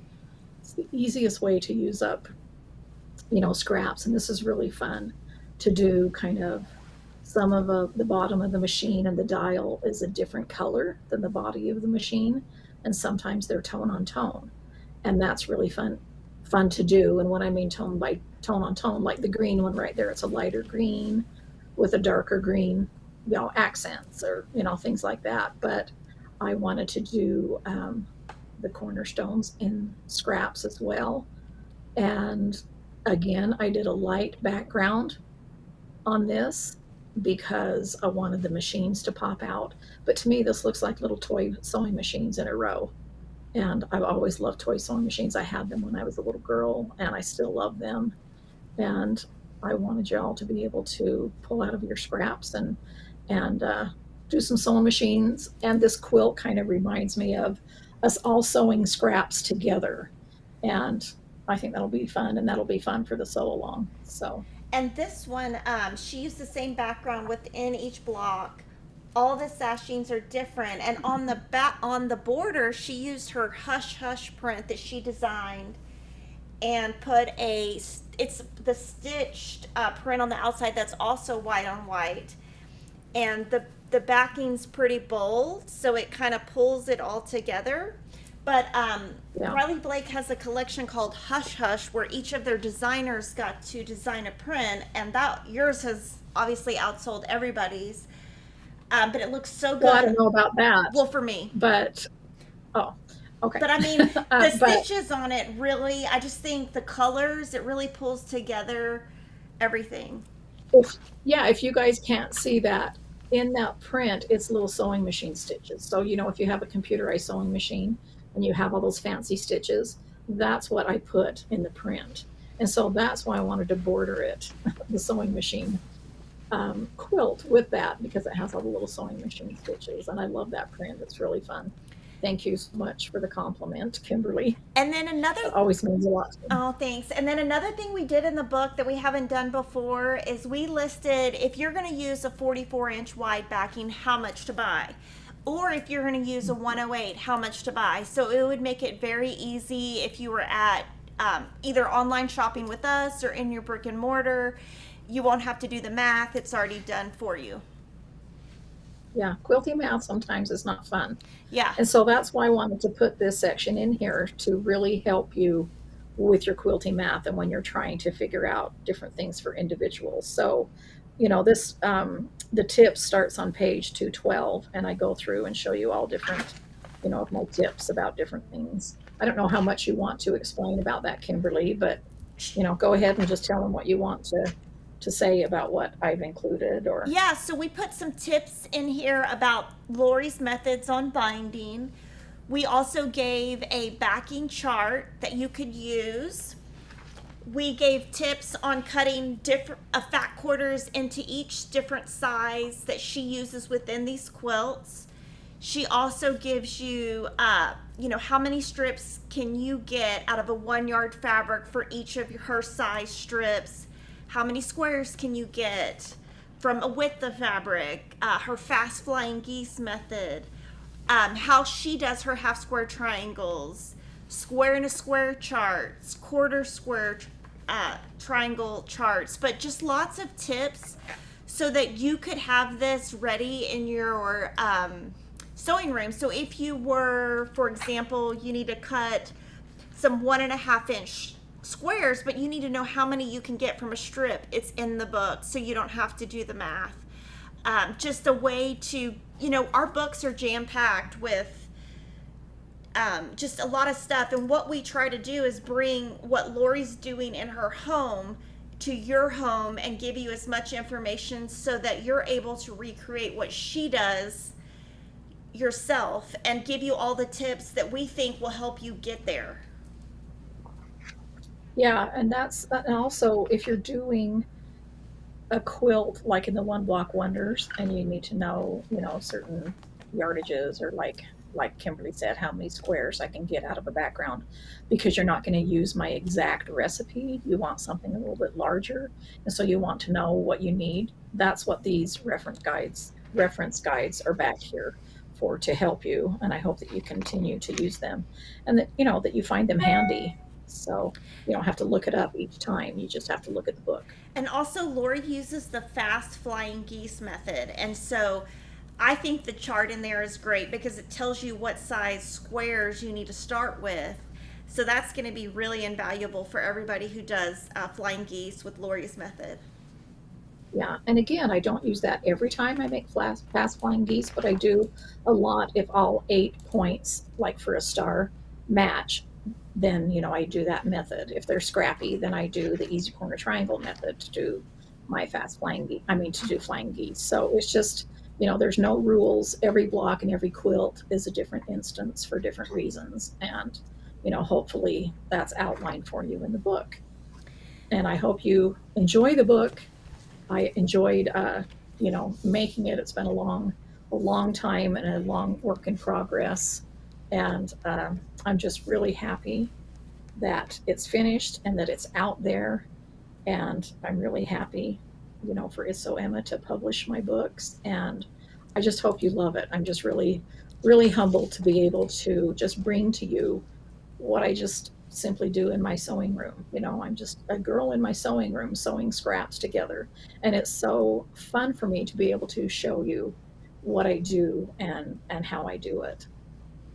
Yeah, and just so everyone knows, we are putting together all of Lori's older collections into fat quarter bundles so that you can buy all of her older collections in fat quarter bundles if you want to build her scrappy, build a scrappy stash of Lori's things. We're so honored to be able to publish Lori's books. What we're going to do now is we're going to take just a quick 5-minute break. We still have a ton more to show you guys, but what I would like you guys to do is put your questions in so that when we get back, if there's anything Lori hasn't described or anything you have questions on, that I can ask her all those questions all at one time. So we will be right back.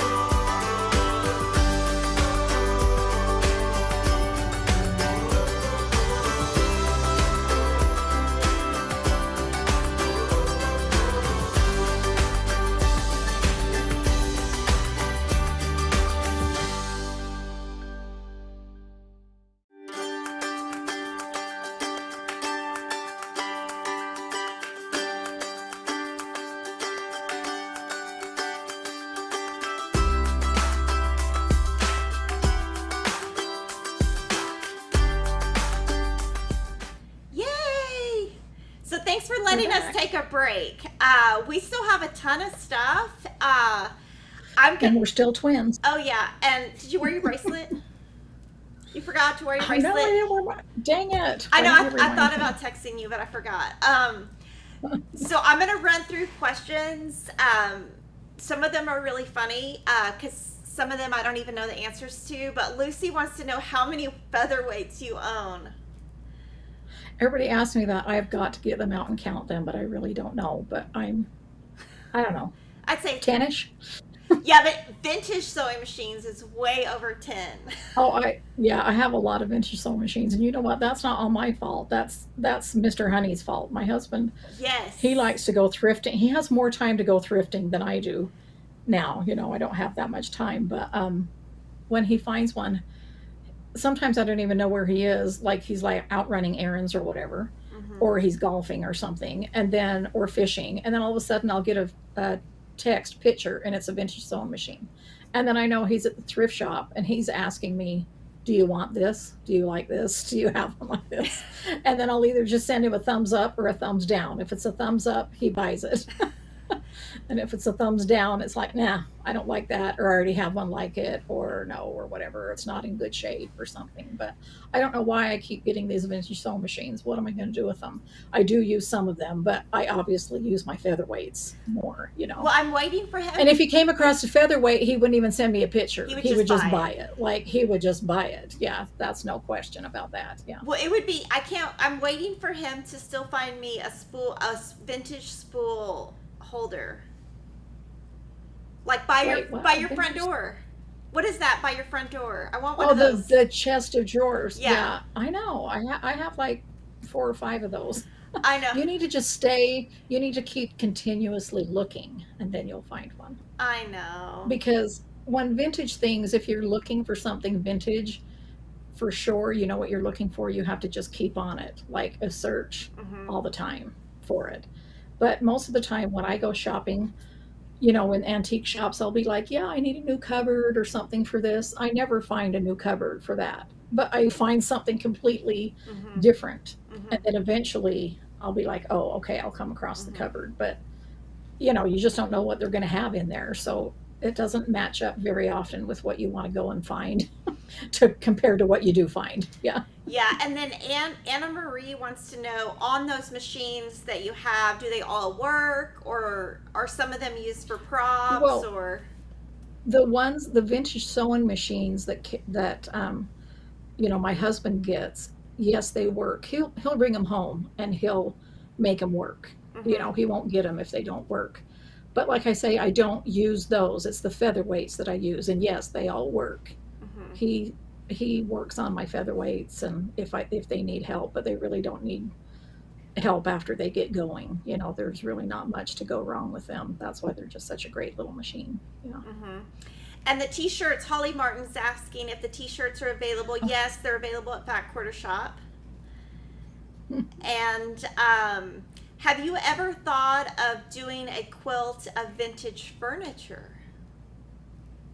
A quilt of vintage furniture? No, I haven't. But, you know, that's not outside of the realm of possibilities for me, because I'm always just designing things of, you know, things that I'm inspired by, and I'm definitely inspired by vintage.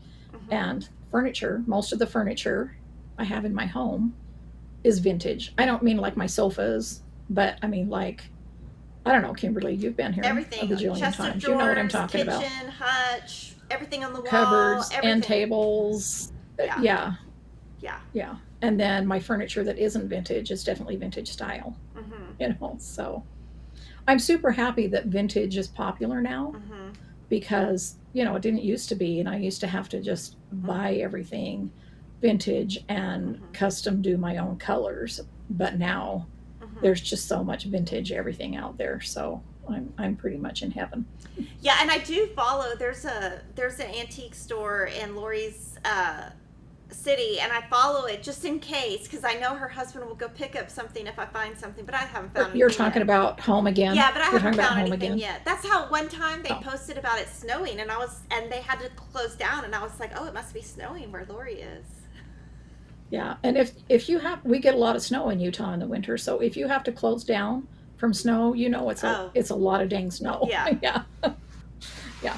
Okay, so I might have confused Kathy on the bindings. They're all cut the same width, but can you explain when I meant I could I can't show any because they're all stacked. Let me show you the picture of the stacked quilts. So the reason I can't show you is because this is how it looked before we started the live stream. There's quilts all on the left and all on the right and behind where that those spools are. So everything now is in one stack. But can you explain kind of the on the straight and on the diagonal? Okay, so my strips are all cut 2.5 inches wide, but when you join them for your binding, and even if it's scrappy or if it's not, if it's all the same fabric, then I always join them on the diagonal and press my seams open. They're still 2.5 inches wide, but you still have to sew the strips together to make them, 300 inches or 295, whatever you need. But sometimes when they're scrappy, I will join it so they're straight. So it's not a diagonal joining. Mm-hmm. And so when you see it on the side of the quilt, it's just straight, goes straight across. And when you see it when they're joined on the diagonal, it's a diagonal line where they're joined. Mm-hmm. So I hope that explains that. Yeah, and Joyce, all of these quilts are going to be a quilt along. We're going to talk about that like after we answer questions. Quilty B would like an antique shopping video. I don't know if we could pull that off. That would, I don't know. Well, it would look just like if you go to an antique store and look on the shelves. That's just what it is. Mm-hmm. That's just you never know what's going to be there. And Mm-hmm. yeah, you just go and decide what you want to buy. And I don't know. Chris, I don't know. Maybe sometime when we're thrifting together, if you're here, Kimberly, maybe we can, I don't know, we can ask somebody to film this. I don't know, but I think it would be. we're usually, yeah, It'd be kind of weird. we're usually doing that for fun and stuff. It's Yeah. not Yeah. something that we, want to be followed around while we're shopping and being filmed. Yeah. Yeah, and I don't usually know. Mr. Honey's there with us, and he usually finds good stuff. Like, he will find stuff before we even find it. Like, when he goes in the store, he's, like, already finding stuff before we even Yeah, get well, a chance. Exactly. Typically, when we go together, of course, he goes to look for the stuff that he likes. Mm-hmm. He likes vintage fishing stuff and just his own interests and things like that. But he's been thrifting with me for so long. I mean, hello, the first piece we bought together was right when we got married, and we've been married for 41 years. So we've been thrifting together for a long time. Yeah. So he knows what I like. So when he comes across something, he'll be like, "Wifey, come over here. Look what I found," Mm-hmm. So, yeah. And yes, he calls me wifey. He does. Christy would like to know, she said she grew up with Betsy McCall paper dolls. Would you consider a paper doll line of fabric? Maybe. So I designed a paper doll applique quilt years ago. Yeah. So I love paper dolls. So Okay, and then can you explain the difference between a featherweight and what a vintage sewing machine is? And then Denise, the one below it, she's already answered. Okay, yeah. okay. Well, a featherweight is a vintage sewing machine, but it's just a Singer. It's a certain brand. Just like now we have Bernina. Mm-hmm. We have all different brands, right, of sewing machines. Mm-hmm. And someday they'll be vintage, right? But right now they're current. So my vintage sewing machines are all different brands, but the featherweight is one brand. It's a Singer featherweight. They were made by Singer, and Singer made many, many different models of sewing machines. This is a featherweight is a certain model, and it's named the featherweight. And they invented that because women wanted to be able to have portable sewing machines. And back then the sewing machines were so dang heavy. Do you know what I mean? And bulky. And they were permanent, Yeah. and they were like in a sewing table, right? Yes. And so they came up with the featherweight so that you could put it away and then pull it out, put it on your table and sew, and then, put it away and that kind of thing. So, and it's just a good little machine. It has a beautiful stitch. I mean, I love how it looks. It's adorable. But if it didn't sew well, I would not be using it. Mm-hmm. I do not use it just for the looks. I use it for, I love how it sews and I love how it looks. So it's a win-win. And I can tell you from experience, I've sewn. Y'all see on the videos how fast I sew. I've sewn with Lori with the featherweight, and she can sew faster than me. She was running. Oh circles. yeah, they're not a treadle machine Yeah, or anything. Yeah, it fast. sews fast. I wouldn't be. You see what I sew all the time. Most of my quilts are Mm-hmm. sewn on my pieced quilts are pieced with my featherweight. That doesn't slow me down at all. I see it as an advantage. You know, I don't have to have all the bells and whistles. When you're piecing a quilt, what do you use besides a straight stitch? Mm-hmm. That's all you need. You need it to go forward and you need it to go backward, the end, Mm-hmm. so that's all you need. Have you ever designed a duck block? A duck. I think I did years ago for Mr. Hunt. He's a hunter and Mm-hmm. stuff like that. So I have to pull my drawing out.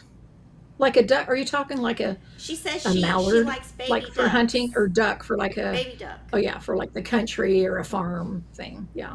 Like a baby duck, right? Yeah, I'd have like to a pull yellow that duck. if I ever did a Farm Girl Vintage 3 book, then If I would put a duck block in there. Kimberly keeps saying I'm going to, so yeah.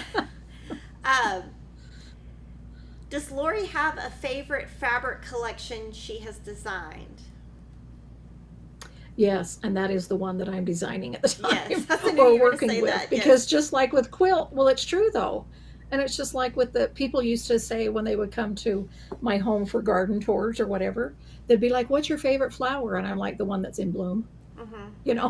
because it's true. It's just like the one that you're working with. Mm-hmm. And that's how I am with my collections. I design them way ahead of when they come out, and I get so excited when I've designed them. But once I've designed them, I put that away in my brain and I'm working on the next thing. And then when the fabric, a year or two later when it comes out, I'm so excited and it's my favorite and I just want to make everything with it, And yeah, so It's like when people say, but I do love, yeah. I should say I love my basics. I've designed my basics, all my different basics, because I can use them over and over again all the time. They're like my go-tos. Do you know what I mean? And they all complement like my main fabric collections, but they're just kind of always there. Yeah.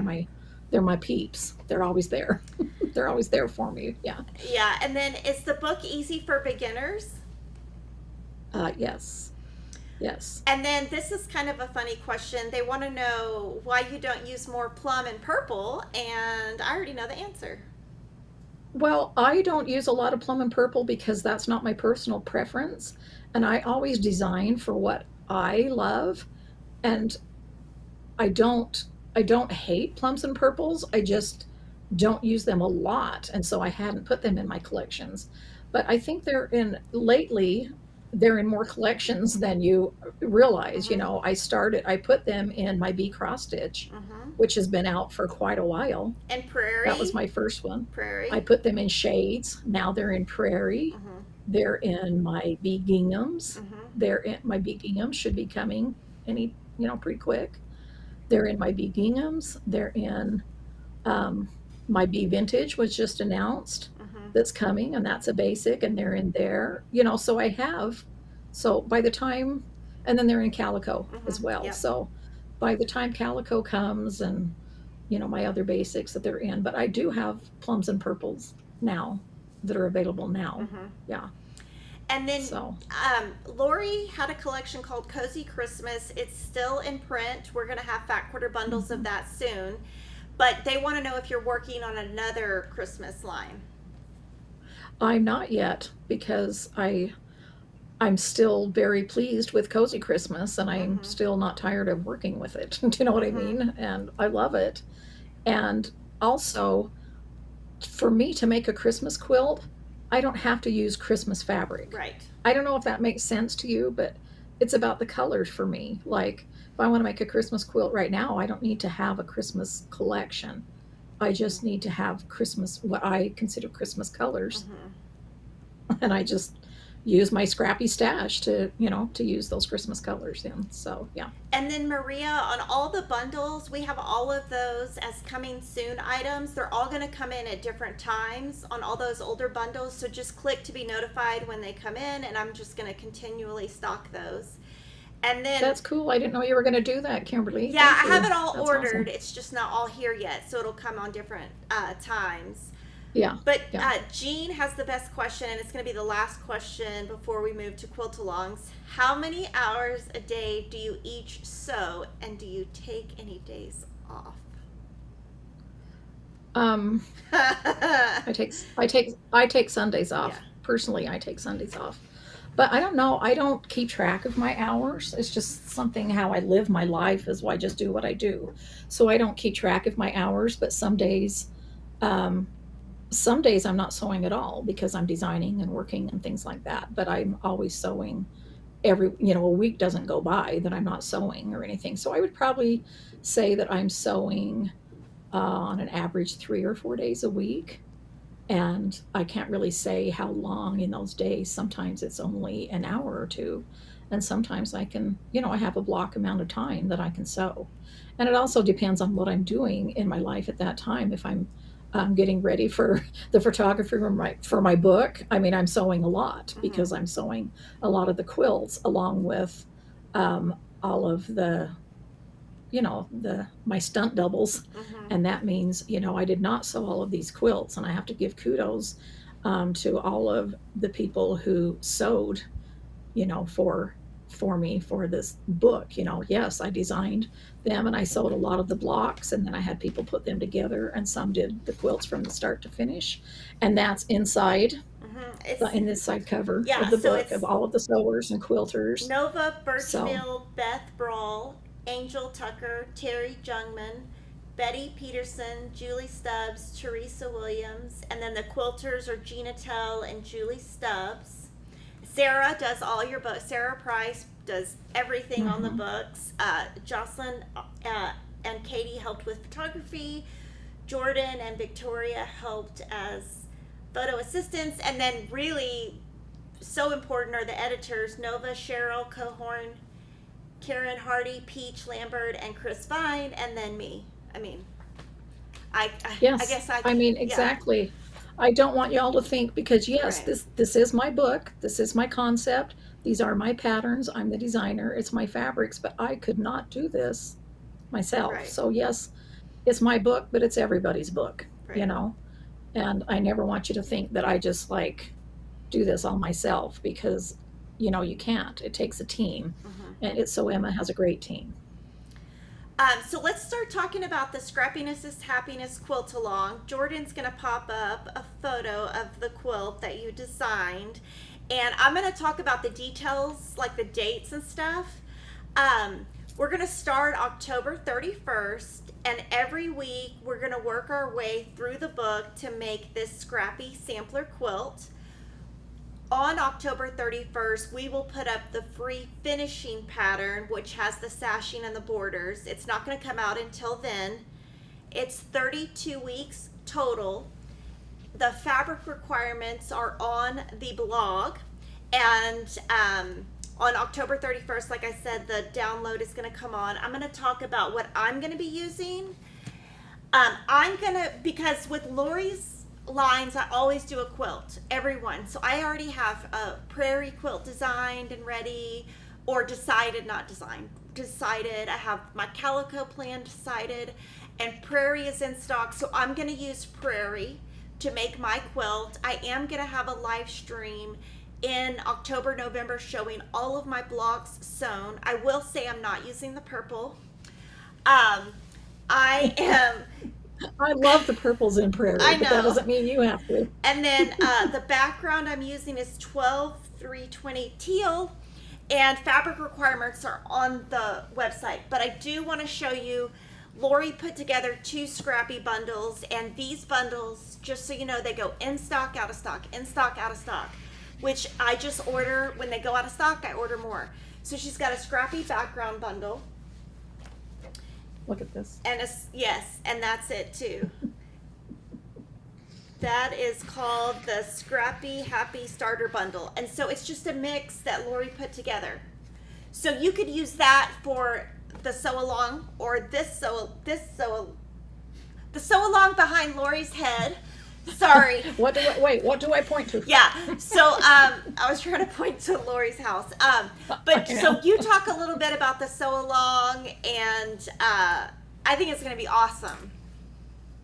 So. Well, I decided to put a sampler together for the sew along, because how else do you do a sew along with a book of 32 scrappy quills? So this way, if you do the sew along, we're doing just a sampling, which is why it's called a sampler, which is one block, and then you get an idea of that block on how it works and how to make it, and then you can decide, you know, what you want to make the full quilt out of. And so I think that's going to be really fun, and I always love a sampler quilt. And I always love sewing together. You know, I'm notorious for sew-alongs because that's what I love to do.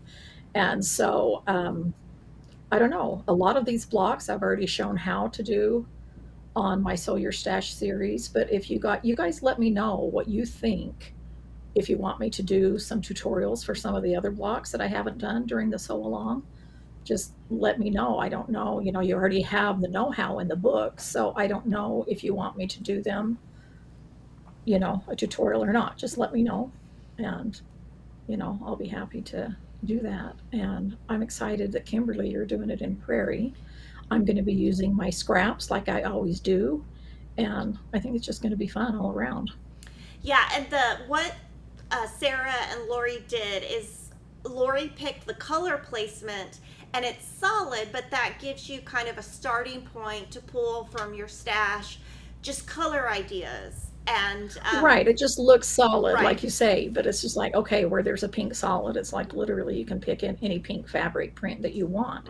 That's to make it easy for you to use your scraps, because this is not a typical of my sew alongs where you have a kit. It's like, it just gives you a guide of, okay, where there's a denim color, I need to put a denim fabric in there, and so you just pick something from your scraps. And so I'm hoping that will help you, that you'll do that, and so that it will help you to become comfortable with using scraps, because I understand that it is hard to work with all different collections together, which is what scraps are, right? And sometimes you just want to work with just one collection because you know they already coordinate. But if you can just trust me a little bit, just try to trust me a little bit, and make this sampler quilt with scraps, and I think you'll find out what I'm talking about when I say it all comes together in the end. And you know, you've seen all the quilts in the book are all scraps. So if you like those quilts, then you'll like the sampler quilt that you make with your scraps. Yeah, and you can just use fabric from your stash. You don't have to buy anything. It's just a fun sew along. It's going to be awesome. So that's the first sew along. We're going to have... Sorry, Kimberly. When I buy scraps, I just buy them if I need, like if I'm running low on a certain color. It's not about the designer or anything. When I go into a quilt shop, it's not about the designer. Like I'm looking for a certain designer. I go in and say, I'm looking for, I need, like I talked about the oranges, you know, I'll just look at all the oranges and buy fat quarters of, you know, 5 or 6 oranges that I like, and bring them home and cut them up into my strips that I do and put into my baskets, and I'm ready to go. So sorry, didn't mean to interrupt you. No, so that's going to be our first, I'm going to pop that image up again, but that's going to be our first quilt along that we're going to talk about, and that's going to start October 31st. Now, of course, if you wanted to go ahead and start, you can see the blocks. They're listed on our blog, and you could go ahead and start if you wanted to. Our second sew along to announce is going to be with So Scrappy Spools pattern, and that is the quilt hanging behind Lori that I'm trying to I can point to. I'll just point behind me. Yeah. So if you pre-ordered the book from Fat Quarter Shop, we gave you this pattern free. If you didn't pre-order, we're going to put this pattern for sale in October on Fat Quarter Shop, and we're going to do a sew along. Well, I just decided this yesterday that I'm going to do a sew along with this, and Lori has a collection coming out in December called Calico, so I decided I'm going to sew mine in Calico. But you could sew yours with your Scrappy bundles that she put together. That's actually why she put them together, was for this pattern. You could use your stash. You can use anything. And I will announce background and the spool end color later. But I'm going to also have a sew along with that. So do you want to talk a little bit about this pattern? Well, this pattern is really fun to do. There's a lot of blocks in it, so it's kind of a bigger pattern. Oh, yeah. It's more kind of like a little booklet, right? Yeah, let me tell you, it has 16 Scrappy blocks and the setting to put them together. Yeah. So all the blocks are the same size, and then you put them within a spool. And, you know, you can use whatever color you want for a spool. My thing is off. But, oh, there you are. Sorry. You disappeared on me. Yeah. Sorry. It's okay. I was like, oh no. Yeah, I disappeared. I was like, where am I?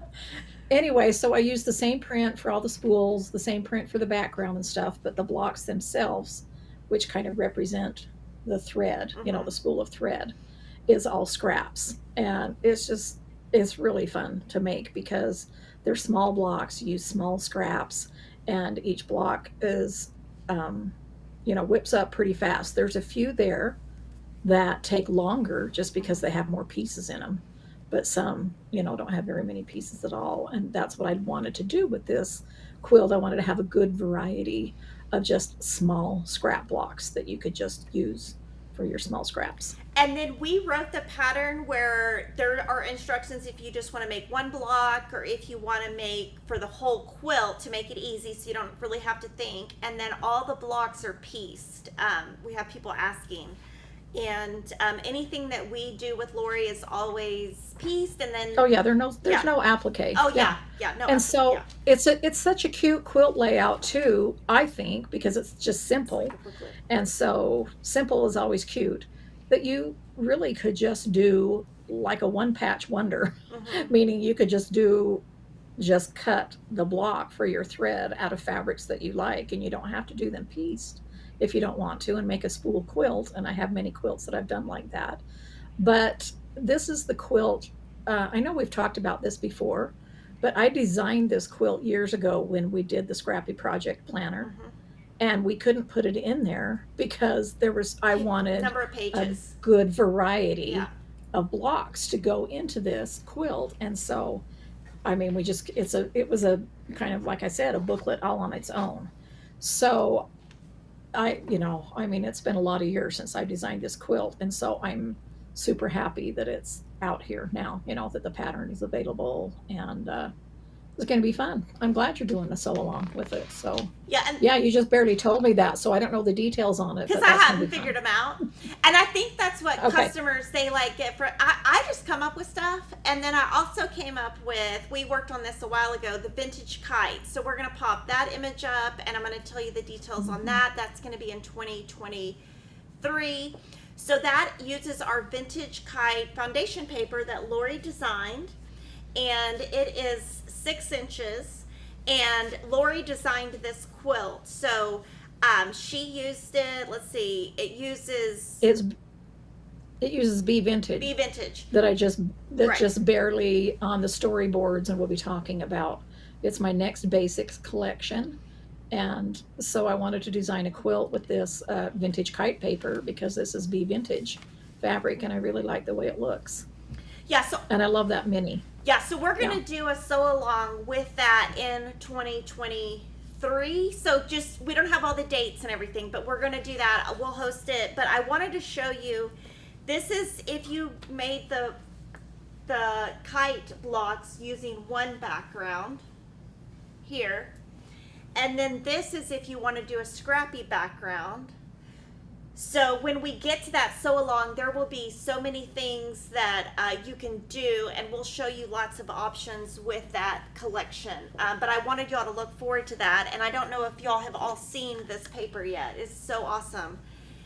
It did take us. You just did the tutorial, yes, right, Kimberly? Yes, I did just do the you tutorial. just filmed. Yeah. And I will tell you guys, Okay. This took probably 100 hours on our end to figure out how to do it. We kept changing it, and so but it's awesome. But it's so easy yes. to sew. It's simple, We simple, simple. simplified But it. Yeah. when it comes time for the sew along, I'm excited for that because can't you just see that in reds and greens for Oh, Christmas? that would be Can't you see it cute. in reds and blues for Hmm. patriotic? Like, there's so much you can do with that. Yeah. And then I don't know, we couldn't have timed it more perfectly, but yesterday your planner showed up. Oh, Yes, yes, she my didn't even know till planner. this morning.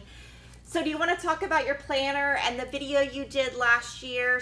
And if you pre-ordered this, it's shipping today. If you order it online today, it'll either ship today or early next week. But the pre-orders do go first. Yeah, so this is my planner. This is the second year I've done a planner, with It's So Emma. And I love, love, love using planners. I just do. So this one is just almost the same as last Mm-hmm. year's, just has a new linen color Mm-hmm. in the cover. And then I've made a few changes within as far as design, but not so much design Mm-hmm. because, it still needs to look like my planner. So I don't want to completely change it up. This is my style. There is a little bit bigger writing Mm-hmm. areas and things like that. And I just love using a planner. So last year on December 31st, I did my planner setup Mm-hmm. for this year's planner that I'm continually using. On her And YouTube so channel, and we actually yeah, linked that. on my YouTube Yeah, and channel. we linked that Oh, video in thank the you. description box so y'all can find it. Yeah. So my YouTube channel is Lori Holt, Mm-hmm. and if you're not going to use the link and you just kind of want to remember it, you just go to January December 1st. Yeah. 31st. December 31st because it Mm-hmm. was New Year's Eve. Yeah, that I did it in time to start. But I just simply show you how I Like set up my like planner and how design I it. plan Mm-hmm. and design it. And so I want to show you these too. I've Yes. got these new stickers coming out, and they're called the My Happy Place. So on the back, Mm-hmm. there's 10 pages of stickers that really match the planner and Mm-hmm. are fun to use. And so they'll be out this fall Uh-huh. sometime I believe in October.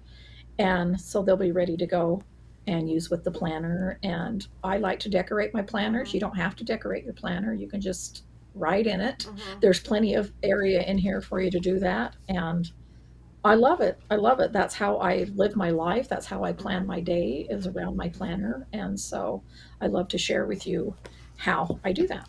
Yeah, and so what I'm going to do, I decided this morning with Denise, is that I'm going to do a video like in November showing how I plan all my live streams and quilts and cross stitch. And I'm going to do that live on a live stream in like November, December.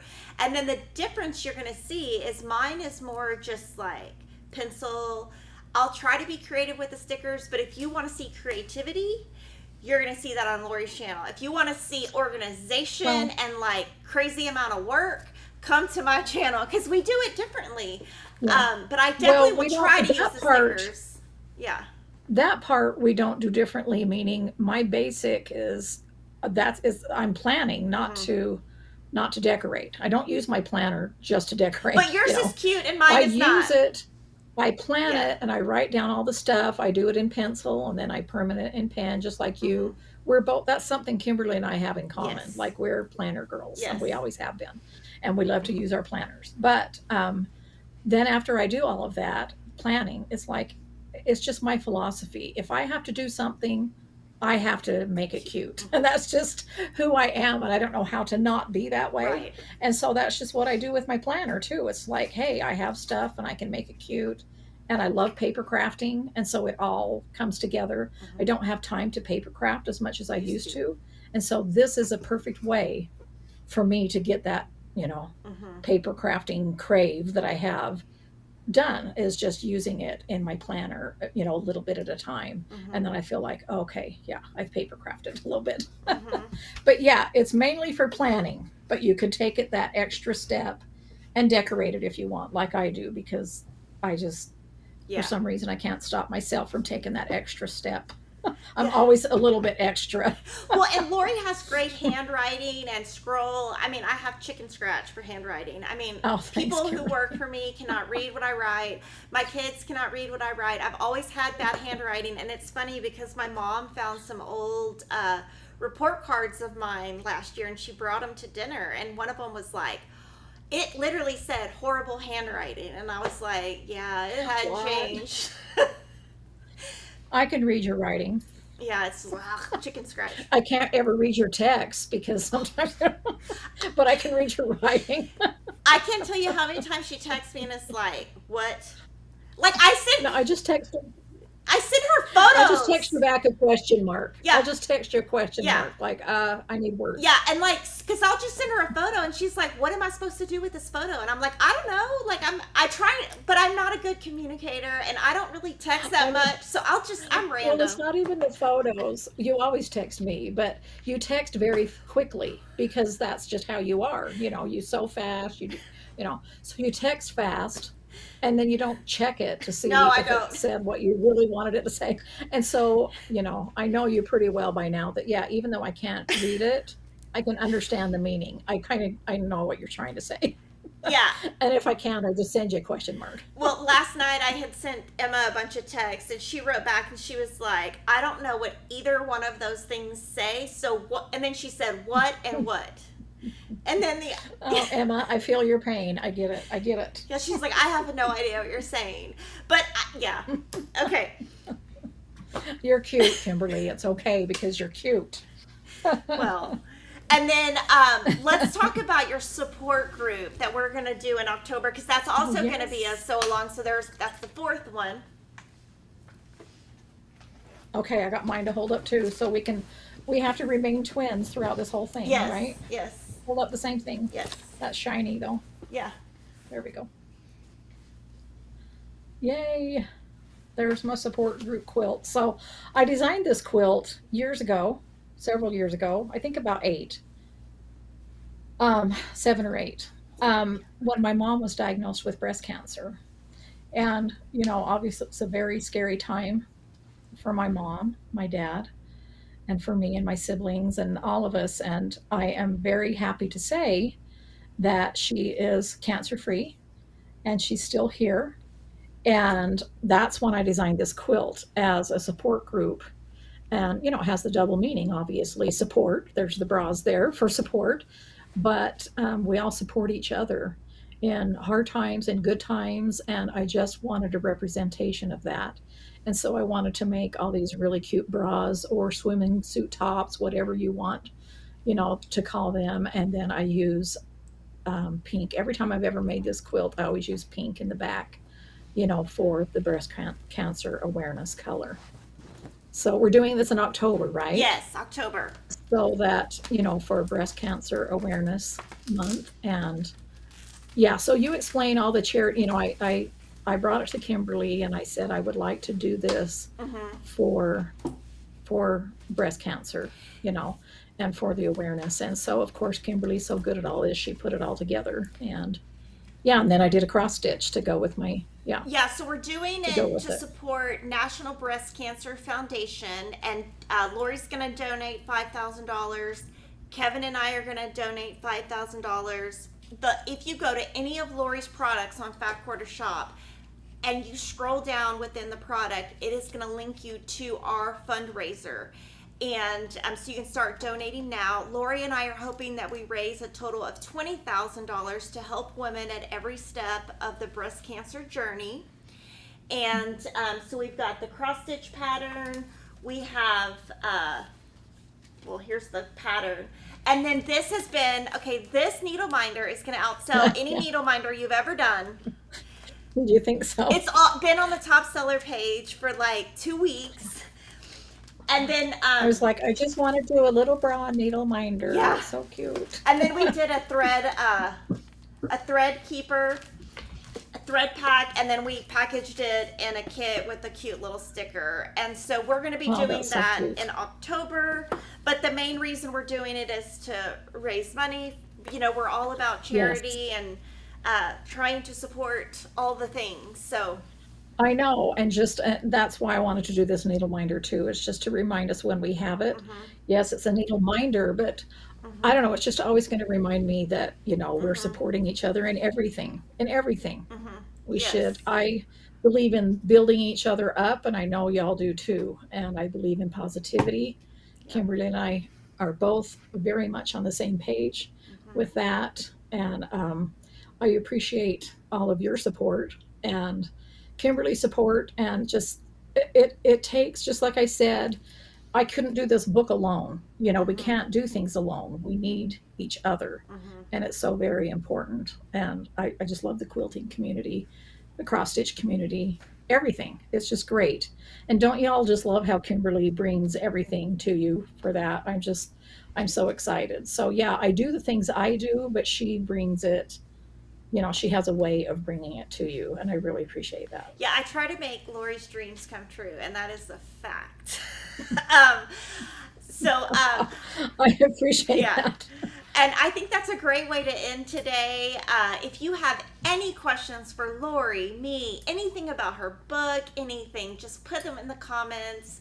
Please support the National Breast Cancer Foundation. And we will be doing a really fun video in November with Lori that you guys can look forward to. Yeah, she's going to come visit me and we're going to sew. It's going to be Yes, fun. yes.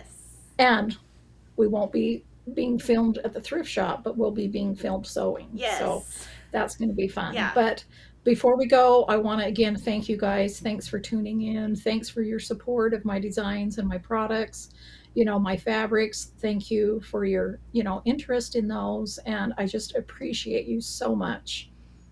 Yeah. And I appreciate you guys having me. Yeah. So, Yay. Okay, bye. okay, bye everybody.